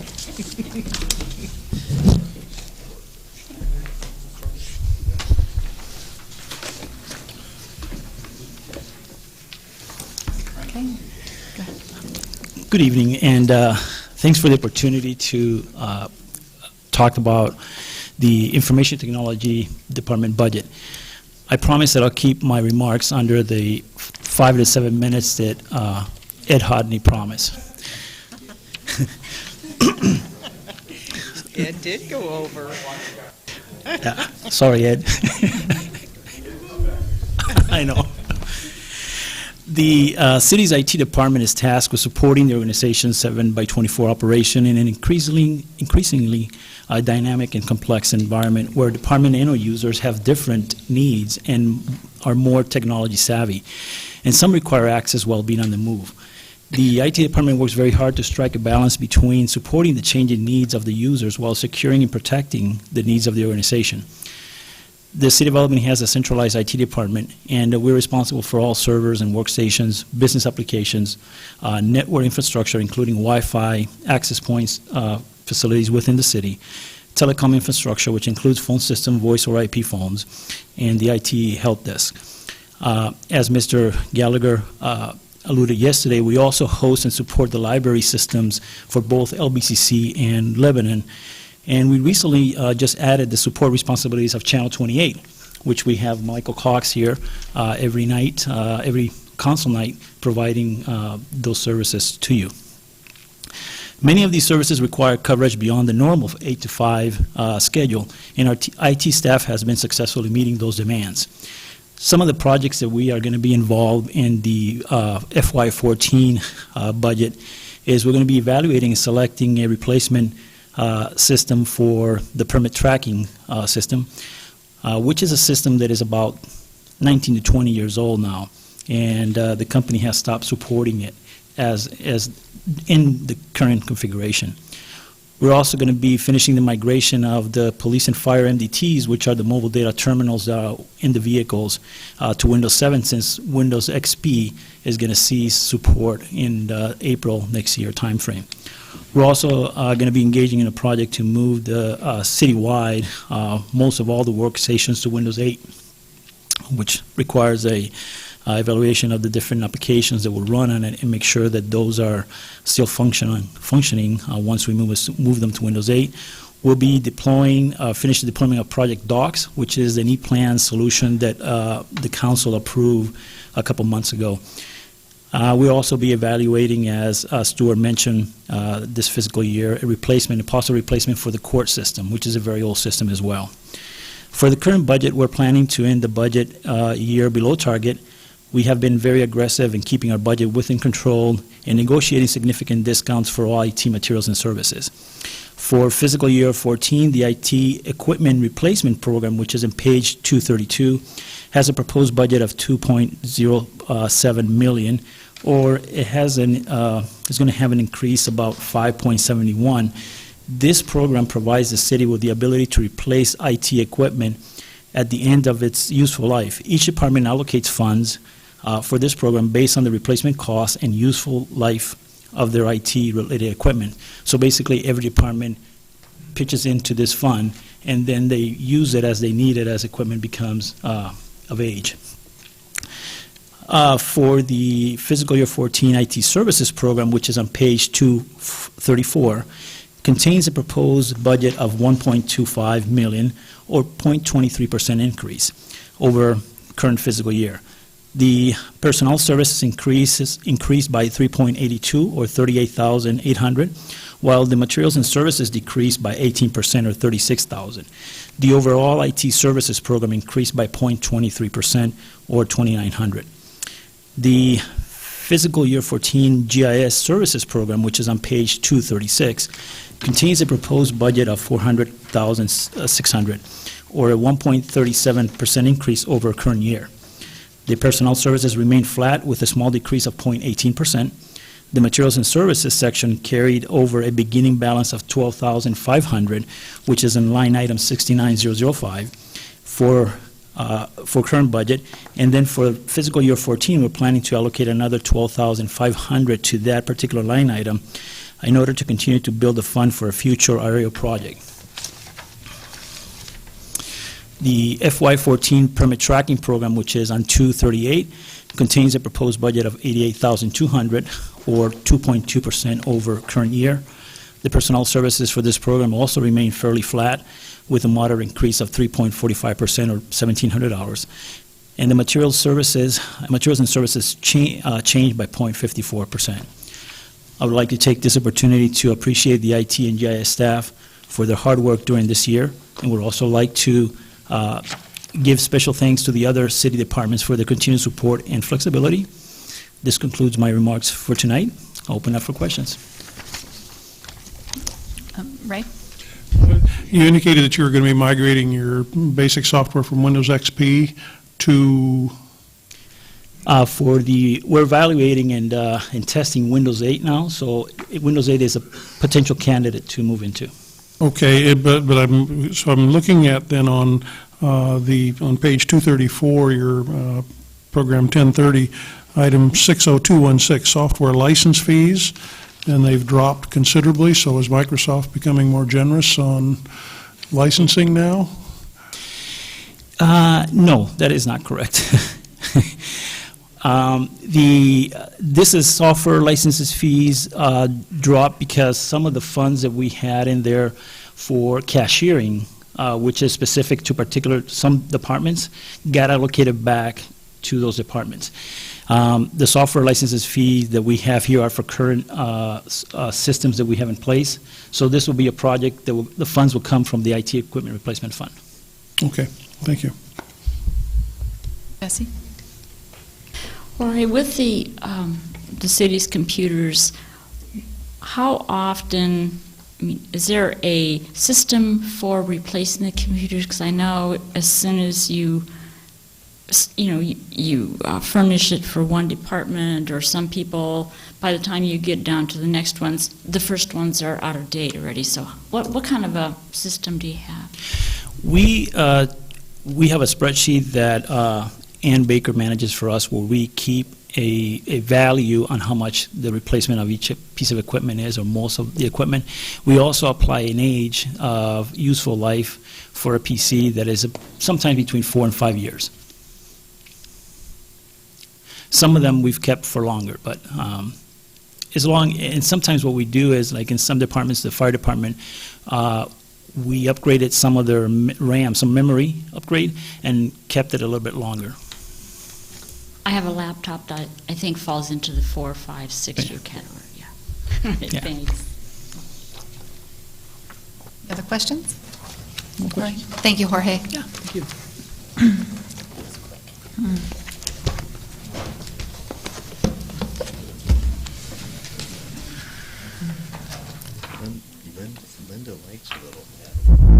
No pressure, Mark. You've got a time limit of, like 5 minutes or something. And for half the document. Just been one. Well, if you can't tell, we did have a discussion at our department head meeting today about length of presentation, and then last night Ed Gallagher had set the pace with getting through his $2 million budget in 5 minutes, and if I stay on his pace, I need to complete my presentation in 3.5 hours, since we haven't, so I think I'm going to be able to meet that. So thank you for your patience. The home stretch here for you, on the presentations at least, and thank you for your service, both to staff and to the citizens of Albany. I'm going to try and present at what I'll call a 10,000-foot level and not get down into a lot of details. Occasionally I'm going to drop down into maybe a 2,000-foot hover to explain some changes, but really I see this as your time to ask questions and get clarifications. Please feel free to stop me at any time if you have questions. Last year was a big year of change for the Public Works Department. Obviously, we had a change in a lot of staff. We did a major reorganization that resulted in significant cost savings, personnel cost savings of almost $500,000 a year. And we're going to be realizing those savings moving on. And as you've heard from Parks, the discussion about Kate, with those savings, though, we still have work we're doing, and those rubber bands of those people are stretched pretty tight, but they're all stepping up to the plate, and I really appreciate that. I also want to take just a quick moment to thank the Public Works staff, Jeff Babbitt, who really pulls the whole document together, Irene Mann, who takes care of all the details, Jeff Babbitt and Chris Bailey, who manage all the different budgets that you see here, and then the supervisors who pull those together. This year we don't have quite the same scope of changes in the department, but we do have a few, and like I said, I'll spend just a brief amount of time talking about those as we get to those budgets. The Public Works budget, as you see before you, have almost 120 pages of budget documents. You have operating budgets, you have capital budgets, you have debt service budgets, you have grants, and there's a lot of different things moving around in those budgets, and sometimes it's hard to get your arms around what's really happening because you have maybe a new grant for a year or two, and then that drops off. So in an attempt to try to boil down some of what's happening in the department, I took a look at what is really the operating costs of the department, the personnel costs and the materials and service costs. So I looked at that for this year, and we're looking at just about $29.5 million. Again, that's for personnel, materials, and services. That's really what it takes to run the department. That's an increase of about 2.3% over those same expenses as last year, or I should say this fiscal year, 2013, what we're expecting our total expenditures to be. I do want to point out, though, these projected expenses in 2014 are almost 3% lower than what we actually spent on those same expenses in 2012. So, again, we're still seeing those savings from the large reorganization that we did last year. So I'm not going to go line by line. Before I jump in here, do you have any questions? I'm really going to kind of go section by section, and please stop me as you have. But any general questions about the Public Works budget? Just to the sewer, you're going to get to that when at the sewer point, then? Yep. And if I don't cover your question, please bring it up. So the first section is our municipal airport budget, which Kate will be managing fairly soon. Thank you, Kate. There's operating budgets, capital budget there. There's really no major change there. So unless there's questions, I'll move on to the next section. I'm sorry, those budgets are found page 240 through 244. Okay? And if something comes up, you can always go back and ask it. So the next is our public transit budgets. That's page 245 to 253. There are some changes here in that Albany is now a metropolitan planning organization, an MPO, so that changes the federal funding that we get. Really, the net for us is an increase of about $450,000 in additional federal funds. If you look at the Albany Transit System, the Loop, and the Coloride or paratransit budgets, you'll see that federal money and the general fund money matches. They move around a little bit, and that's because of the money that we're getting and how we have to match it. But in summary, the general fund contribution to the 3 transit departments is increasing less than 1%, $4,000, to a total of about $440,000 in the next fiscal year.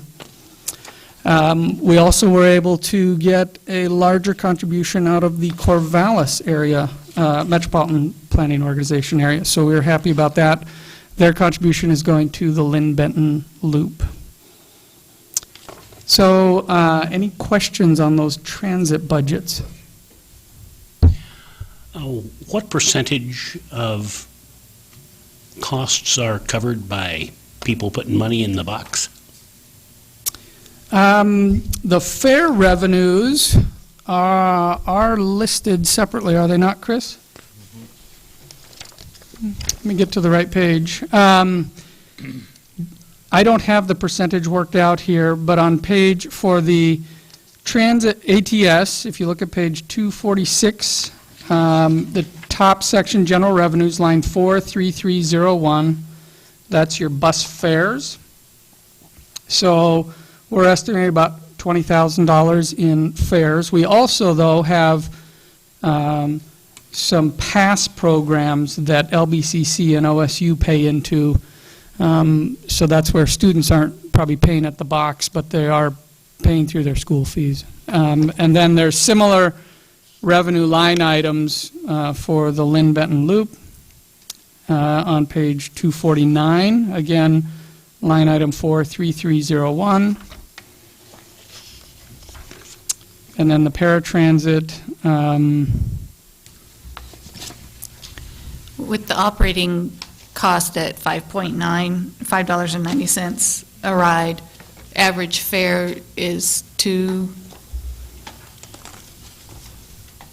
On ATS, the fare is $1, and on the Loop, it's $1.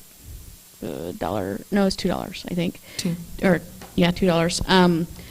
So I have that on a spreadsheet at my computer, but it's low. It's probably 8% or so. I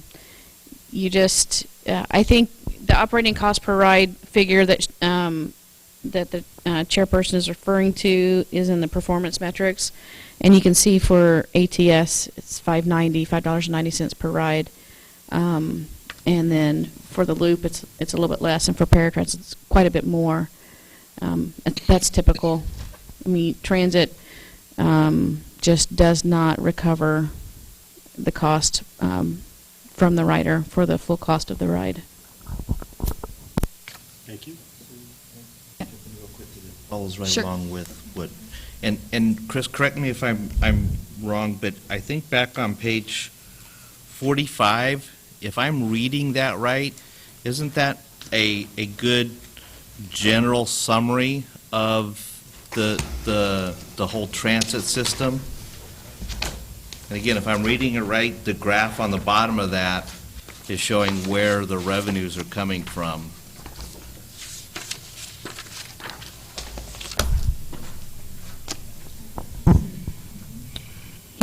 Yeah, that looks like a real nice summary. And the thing I would mention, as Mark also said, is that at least in terms of the Lynn-Benton Loop, I think we're really seeing some good progress in getting the funding more distributed across the partners. So I would think we're making some good progress in that program. And the additional federal funding is definitely going to help. It's sort of the chicken and the egg. If we can improve the service, we can attract more ridership, which increases the fares, but we have to have the money to improve the service, which we now have. So I'm hopeful that we'll be seeing some improvements there. With that, then I think the short answer to Rich's question is 4.64%. Good. Is what gets paid for by fares out of the entire resources. Right.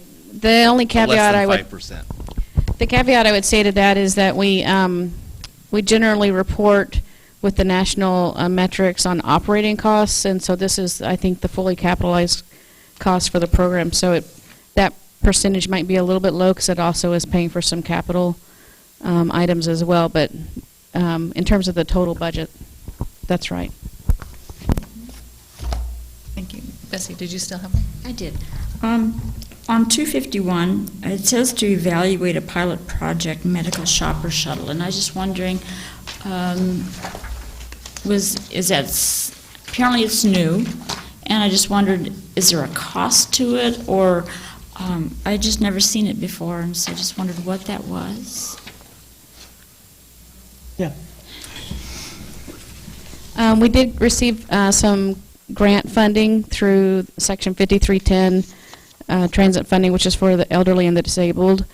And that's funding a pilot program where we designed a new route through our paratransit program that will help alleviate some of the more mobile paratransit customers out of the sedans and the minivans and into a bus.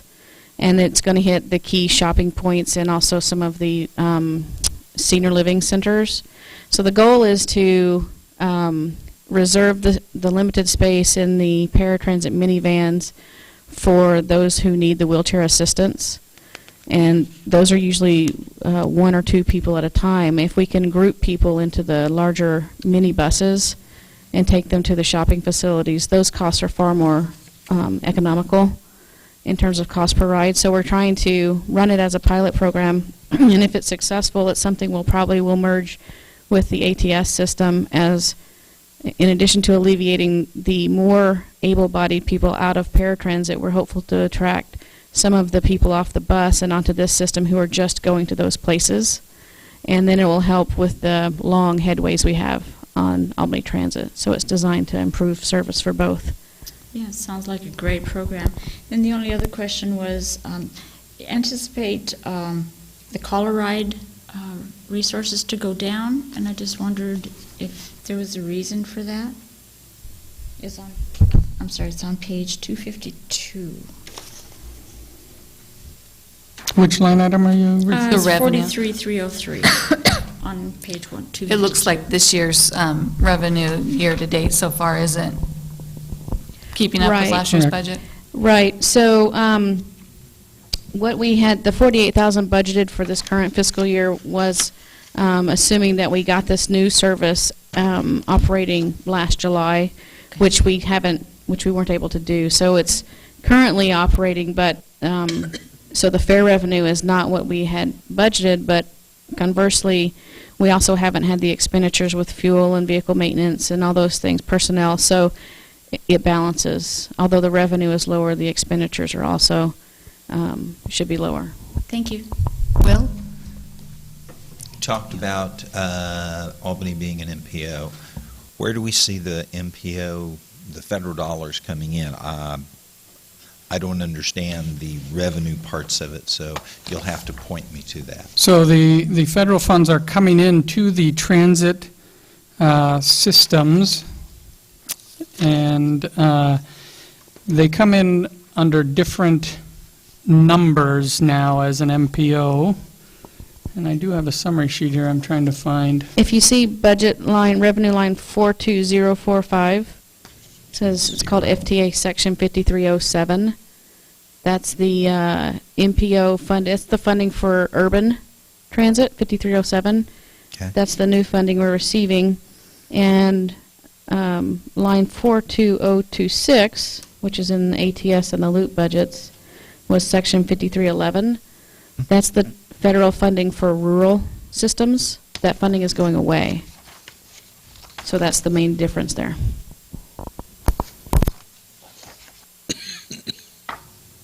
So we're losing money on this one.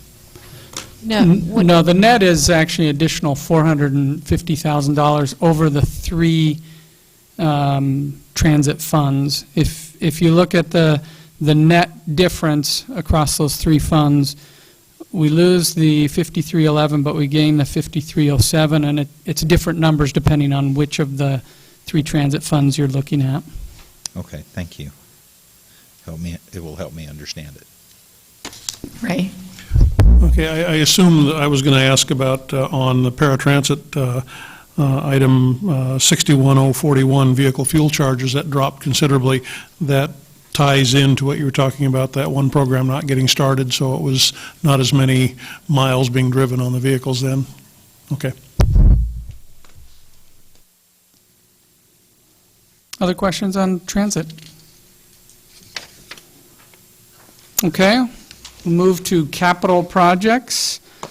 This is page 254 to 257, and there are two projects here that are receiving grant funding.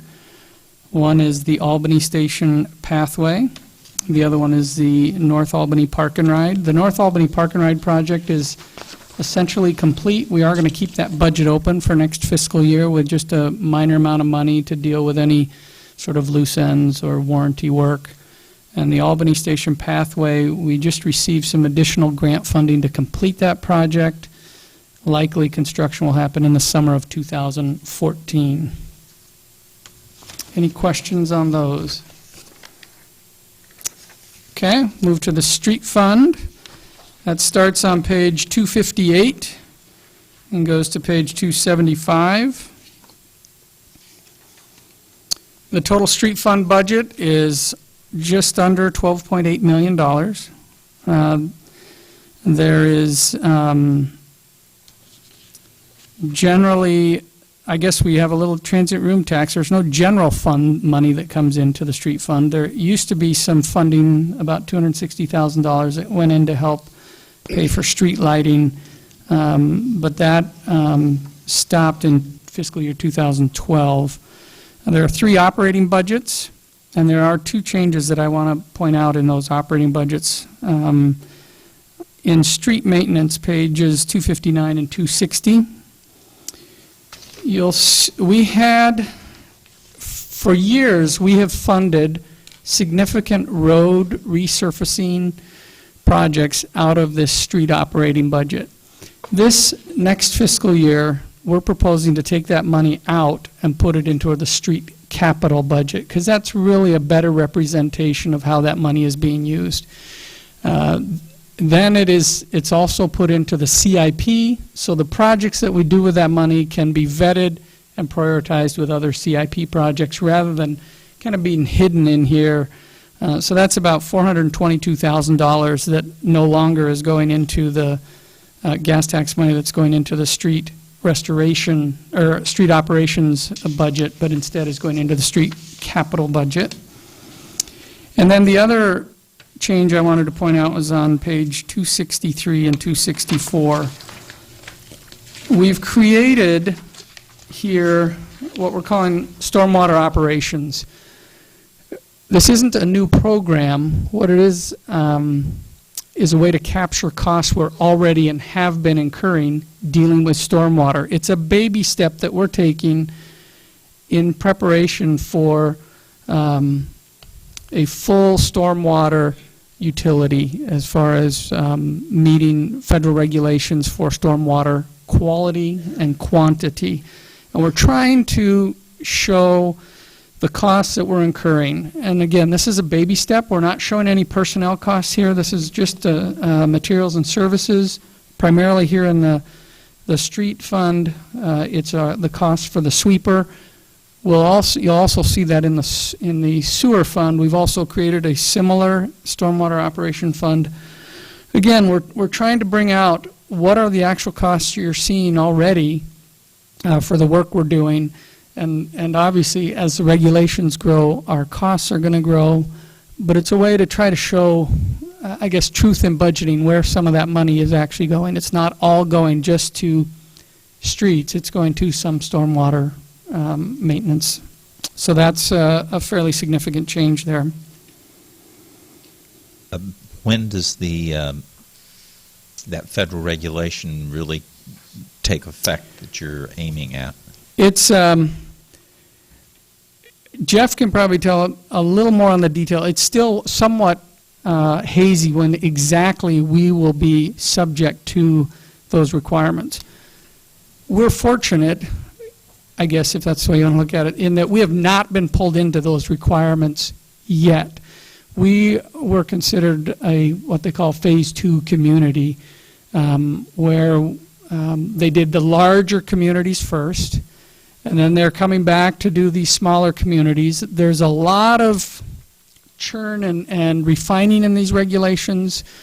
DEQ is struggling with reissuing permits to the phase 1 communities. So the timing is somewhat hazy. I would say it's going to be in the next 18 to 24 months. Jeff, is that close?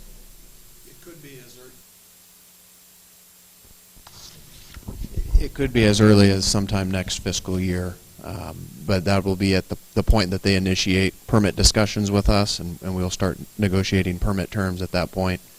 And so having to respond in full force, we'll have some delay beyond that, but we anticipate those discussions happening likely in that 12 to 18 month period from today that Mark referenced. Thank you. Does CARA money show up in these street funds? No. Does it show up anywhere in your budget? No. The only time there's been, I guess, an intermingle of CARA funds is if we do a public project where CARA may fund a portion of it, and maybe the utilities or the street fund will fund a portion, but that is not in these budgets.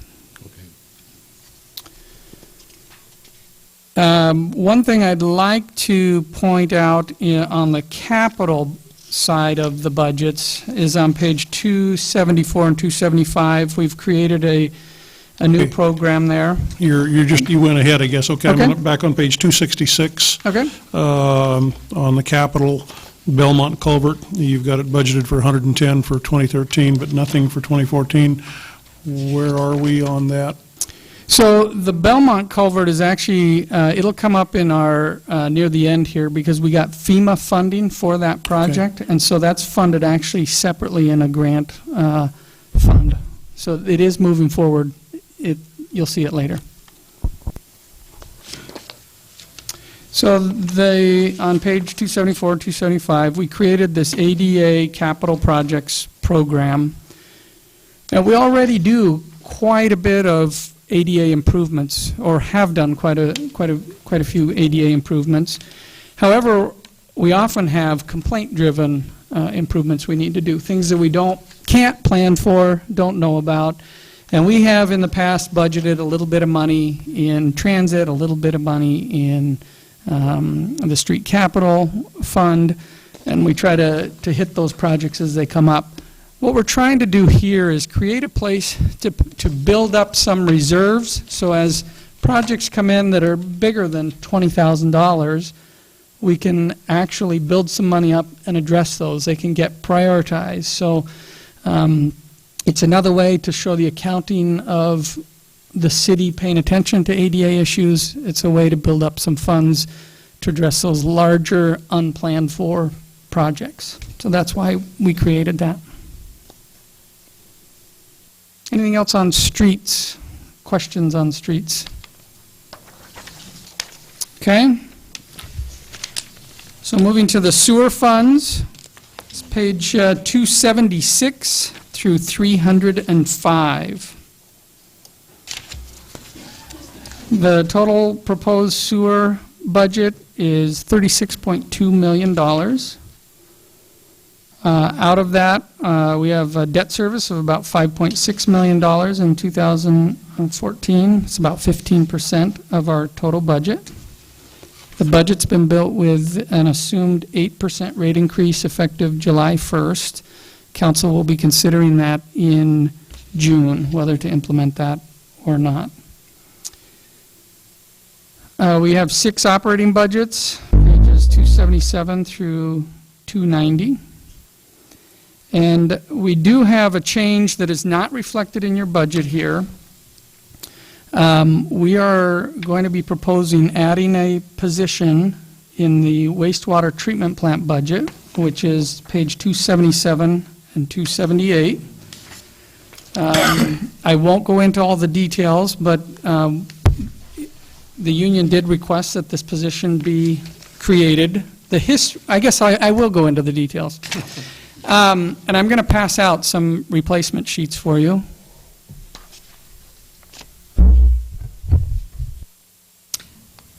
While that's going around, the number that you quoted for debt service is about half of the number for debt service under the sewer in the budget resolution. So, Stuart, this is a $10 million debt service under the sewer section, and you mentioned 5. Wonder what the 5 is our payment, that is our debt service payment that we have this year. Does the 10 include the reserves we're holding in debt service, maybe? So we have reserves in the debt service budget. See if I can find that page. 301. Thanks, Jeff.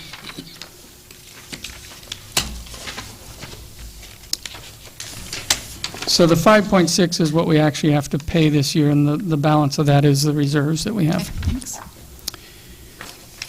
So the history on this position that's not shown in the pages you had, it's on these green sheets. When the new wastewater treatment plant came online, I think most of you know we've had issues with the solids processing out there. And so we hired a temporary employee through a temporary service to get us through what we thought was going to be a very short startup time frame. 3.5 years later, we still have that temporary employee. And we do have a clause in our union contract that requires us to either hire or lay off any temporary positions that we've had in place for, is it 1 year? 3 years. So the union asked us to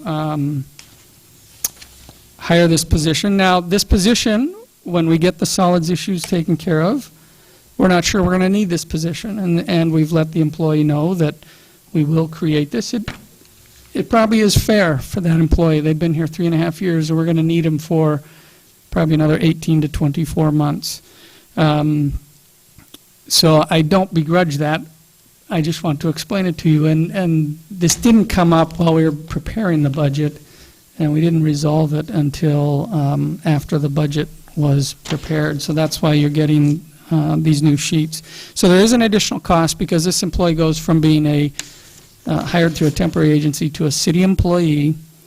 We're balancing that on the 2 sheets that I gave you on budget 2404, the wastewater treatment plant. We have the temporary employee costs are, let me see here.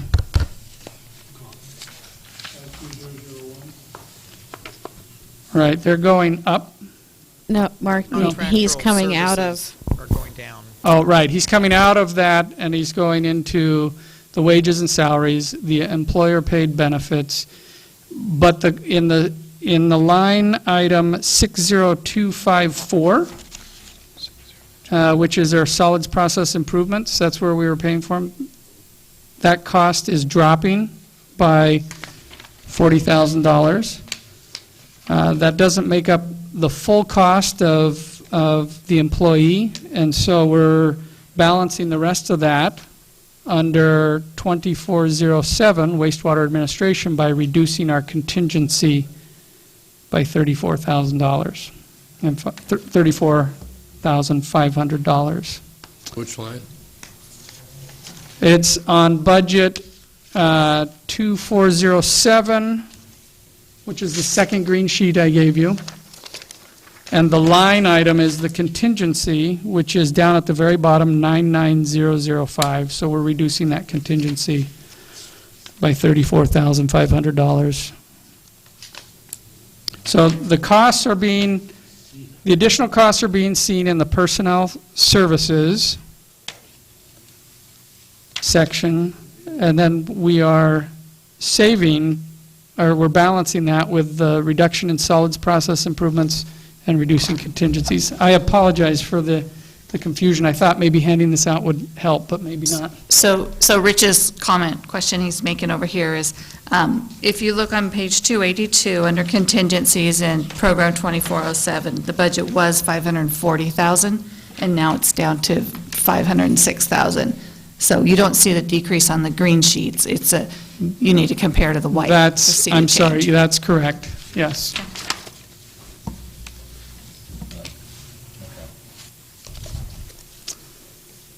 Again, I apologize for the confusion and the late add there. Also in the wastewater budgets, we've added that stormwater operations budget on page 287 and 288. Spoke about that when we were talking about streets. It's the same general idea, picking up just our materials and service costs that we're spending on stormwater.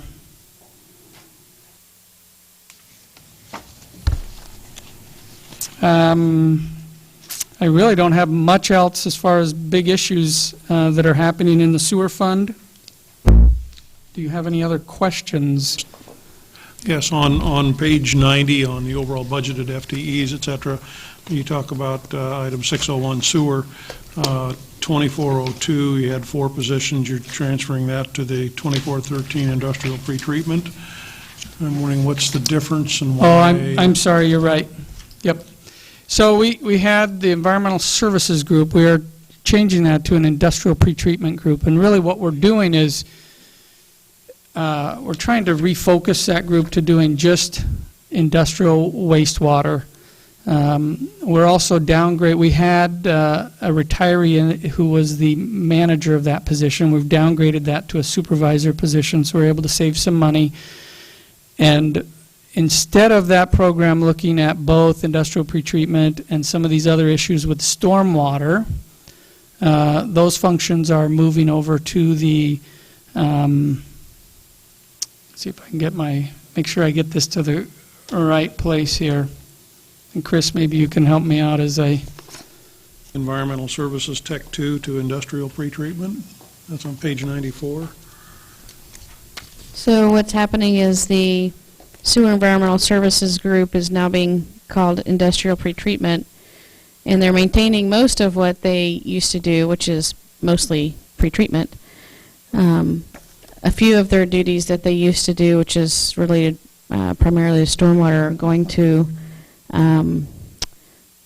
the group that Tom Timpass manages, which is a combination of water reuse and biosolids, and the wetlands. He manages both of those programs. So we have some technicians in those programs that are more generalist and are going to absorb the stormwater work, and then the pretreatment group is going to focus primarily on sanitary sewer related requirements.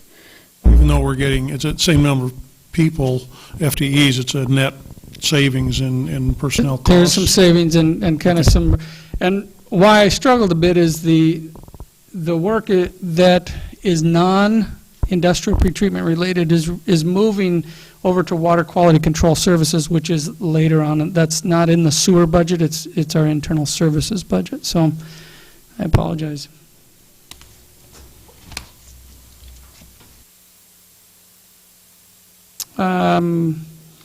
The capital projects, fairly straightforward. You can see that our reserves in SDCs are fairly low. Debt service, we are looking, I think Stuart mentioned last night that we are going to be looking at the potential for refinancing our sewer debt and seeing how we can impact our debt service in a positive way. Any other questions on sewer? Okay, moving to water. It's page 306 to 331.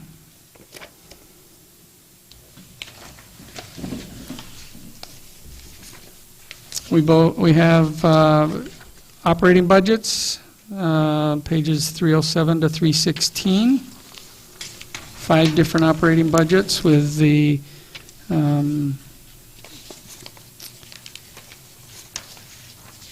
water administration, canal maintenance, water distribution, the 2 water treatment plants. And then we have our capital budgets. And on the water distribution, page 314, a nice considerable drop in insurance and bonds. Is that because of that refunding? No, I don't think that has anything, I think that's just a allocation, and Stuart could tell you, there's places where those have gone down and other places where they go up, and I don't fully understand the allocation process to that. Yeah, we do have allocation for our insurance, and as I described last night, it's based on claims experience as well as claims exposure potential. As 60% of the insurance cost is allocated to departments based on their actual claims history, and 40% on the future exposure that they have towards claims. And so this would indicate a reduction in claims against that particular budget. So looking at the capital budgets, if there's no questions on the operating budgets, the water debt service budget, page 321 and 322. As Stuart mentioned, we refinanced our water debt and saved about $5 million over the life of the loan, I think is what the number was. And there's a payment schedule on page 321. And then another thing to note in the capital budgets, we used to, or we have currently, a water canal capital budget, and we're proposing to just melt that into our water capital budget and in this next fiscal year, so we don't have these 2 different, because we do canal projects out of the water capital budget. It really is a holdover of an old agreement with Lebanon and trying to keep some of their money separate. We are going to be working on a new agreement with Lebanon. So I wanted to let you know that that water canal capital budget, we're proposing that go away and just have the single water capital budget. Refresh our memory on how much revenue we received from Lebanon for our canal? Over the life of the, well, I believe the amount we expected them to pay that they haven't paid, I think I can answer that. It's on the order of magnitude of $275,000. Yeah, 200. That is money that Albany says that Lebanon owes, and Lebanon has started making some small payments. We're hoping they'll make a total of $50,000 in payments this fiscal year. But as I said, we're opening up a dialogue. I've been actually this week exchanging voicemail messages with the interim public works director over in Lebanon to try and open up that dialogue and get a good agreement going, a discussion about that agreement. I've seen that for, with this budget for 18 years now. We haven't been able to get that resolved. So I'm glad to see, Mark, that getting that dialogue going. So, yeah, thanks. Okay. He's moving on. Public Works Services Funds, page 334 through 346.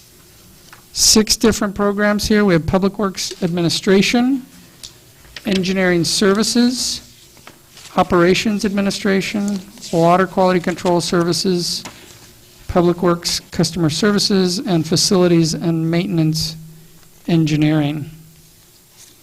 We are proposing to add a position in Engineering Services, a technician, and also a mechanic in facility maintenance.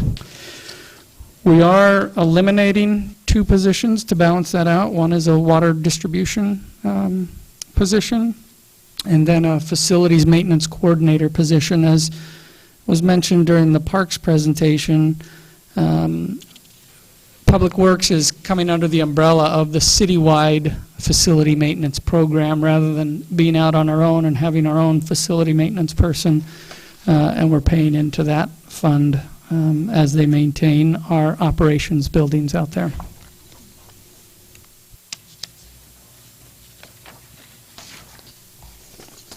If there aren't any questions on those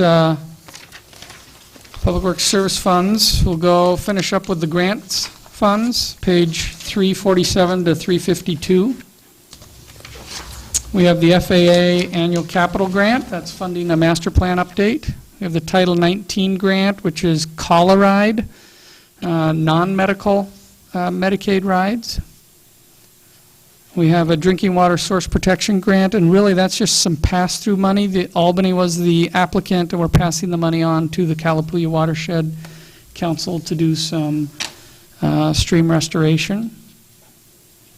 And then we have the FEMA Emergency Improvement Program, and that's, Counselor, is the Belmont Culvert Repair. And then we have the ODOT Flex Funds, and those are funding almost $1.2 million in federal funds with a city match to put sidewalks on Gibson Hill Road. As with a lot of federal programs, that money comes with strings and usually extra time. So construction on the Gibson Hill sidewalk is likely going to happen not until the summer of 2014. So again, a lot of things, a lot of moving parts. I hope the kind of that boiled down summary about where our operating, day-to-day operating costs kind of helps you see where we're at. Again, about a 2.3% increase proposed in 2014 over 2013, but still almost 3% less than our 2012 expenditures. I do have a organizational chart that I'll pass out. I thought I wouldn't pass it out originally because it might confuse things at the beginning of the meeting. Maybe it would have been better if I'd done that in the beginning, but it shows where the positions have been added and dropped, so I'll leave that with you to look at and put in your notebooks. Are there other questions?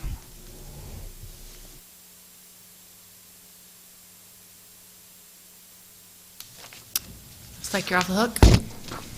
Thank you. Thank you, Mark.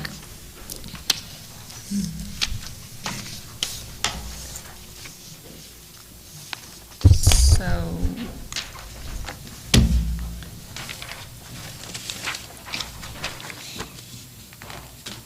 don't think we left any follow-up for Stuart and Wes. You guys are good? Okay. So we're on to Budget Committee deliberation.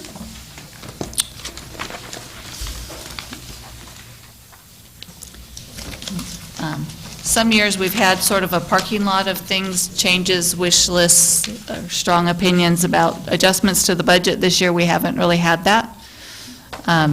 So if you're thinking about anything that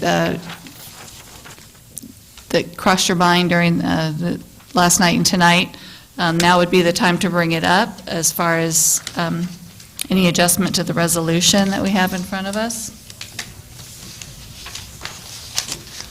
No, but I have one question for Stuart. How much is actually being spent on private vehicle reimbursement? I mean, I saw it go as I went through each section here. Everybody's getting a little bit, and I thought, I don't see this summed anywhere. And I thought you might have a handle on that one. I don't think it is summarized readily in the budget document itself or in our summaries. That particular line item, I could run that summary. Yeah, and well, it takes different forms. We have some people who receive an expense allowance, just a straight expense allowance. I'm one of those. I think several of the directors get that. Then we also have people who are traveling and using their own vehicles to, attend trainings and things like that. So So, but you're right, we haven't, I couldn't tell you off the top of my head. Writ large, it's not a huge number in the budget, Right. but it's, it's not totally insignificant either. Imagine, gosh, I wouldn't even want to hazard a guess, but I'm guessing it's in the 10,000 or less range citywide. And that was what I wondered, most everything else is summed someplace, and I didn't see that anywhere. We have a lot of things that aren't summed. I mean, that, that end up being, they're individual line items in individual departments that that they're tracked individually, but not necessarily seen, collectively. Which. Thank you.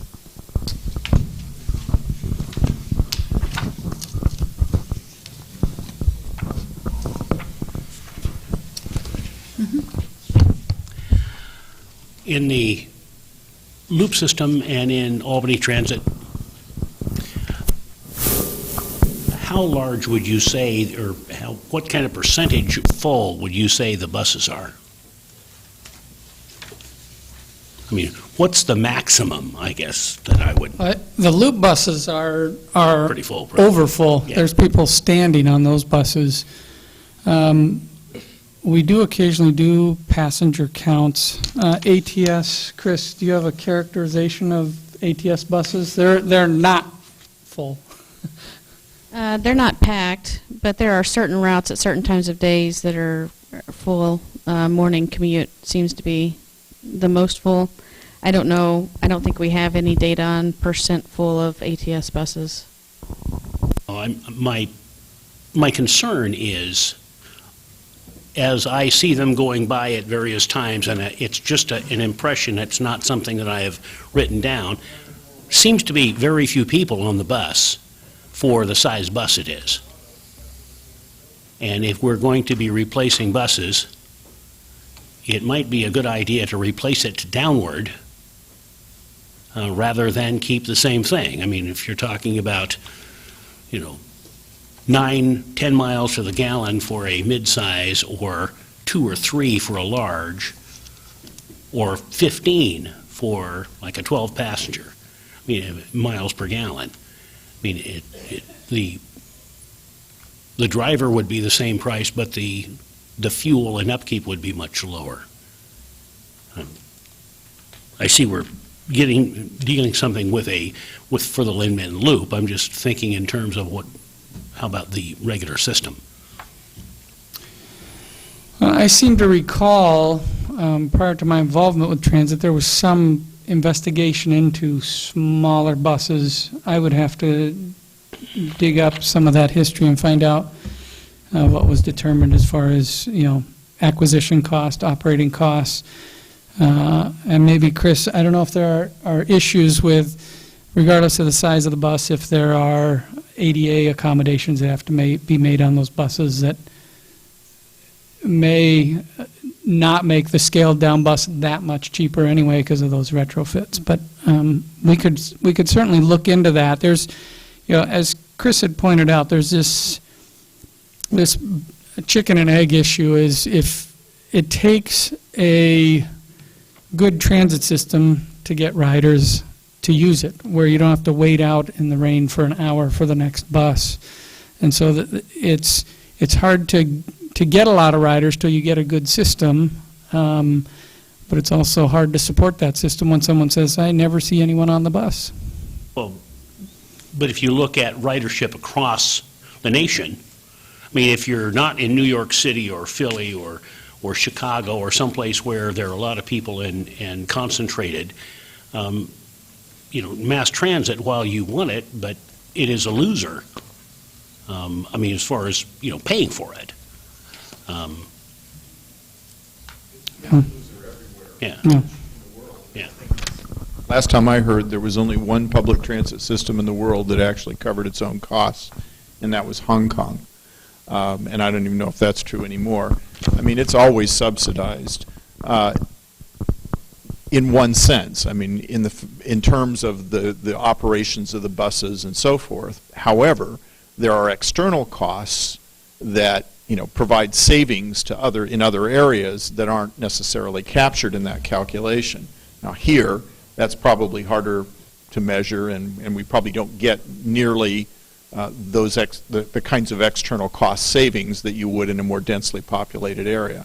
But I think the point is well taken. Is how do you're trying to one of the things that we will see with this with the increase in resources that we're getting is that we're going to be able to make some improvements to the routes, which I'm hopeful will also generate some additional demand for the service. But I think it's a good suggestion, and I know it is one that we've looked at from time to time about sizing the buses appropriately to the number of people we expect to see on the route.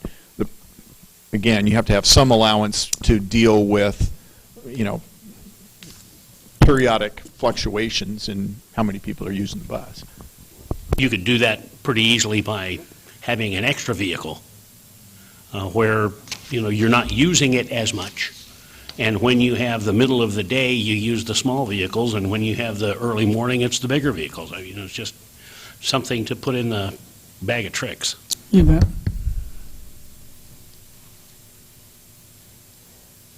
Yes, Stuart. As the Budget Committee would consider the resolution with the green sheets that Mark passed around, I have a correction to make excuse me, on that resolution, and it had to do with the sewer fund. The Budget Committee could still consider the resolution with the adjustments that were described on the green sheets. And the sewer fund is on the second to last page under enterprise funds. Unfortunately, these page numbers aren't page numbered. Pages aren't numbered, but under enterprise funds, the top of the page is sewer. And with the adjustments that Mark handed out on the green sheets, the personnel line or category, changes by $74,500 to $2,422,100. The materials and services category is reduced by $40,000 to $6,472,200, and the contingency is reduced by $34,500 to $506,000. So those reflect the changes in categories. The sewer as a fund is adopted in the resolution by category, so it's important that those reflect the changes that were described. Thank you, Stuart. Could you read those off again? The personnel category would change to $2,422,100.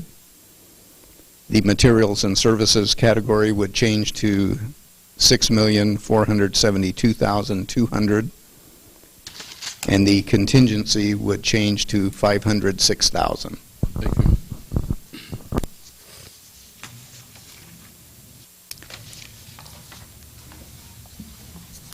Yeah, Ray. We adopt the resolution for the 2013-2014 budget in the total sum of $158,995,000.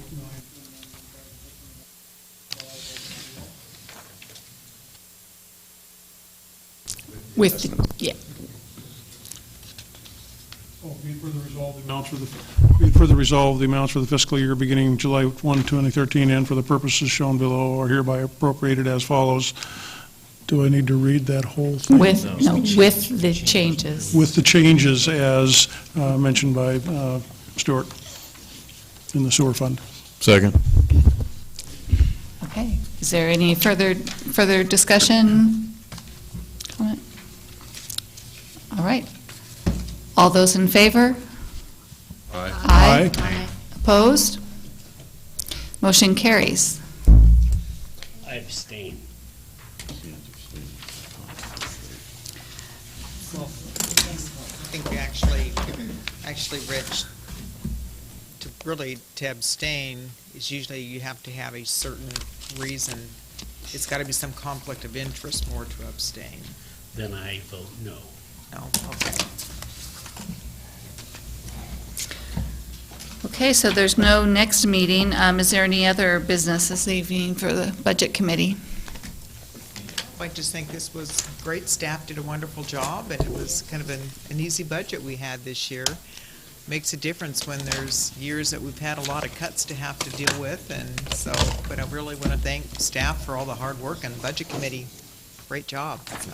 Yeah, I agree. You did a really good job this year. Could see a lot of hard work on your part made this a lot easier for us. And with that, we'll adjourn.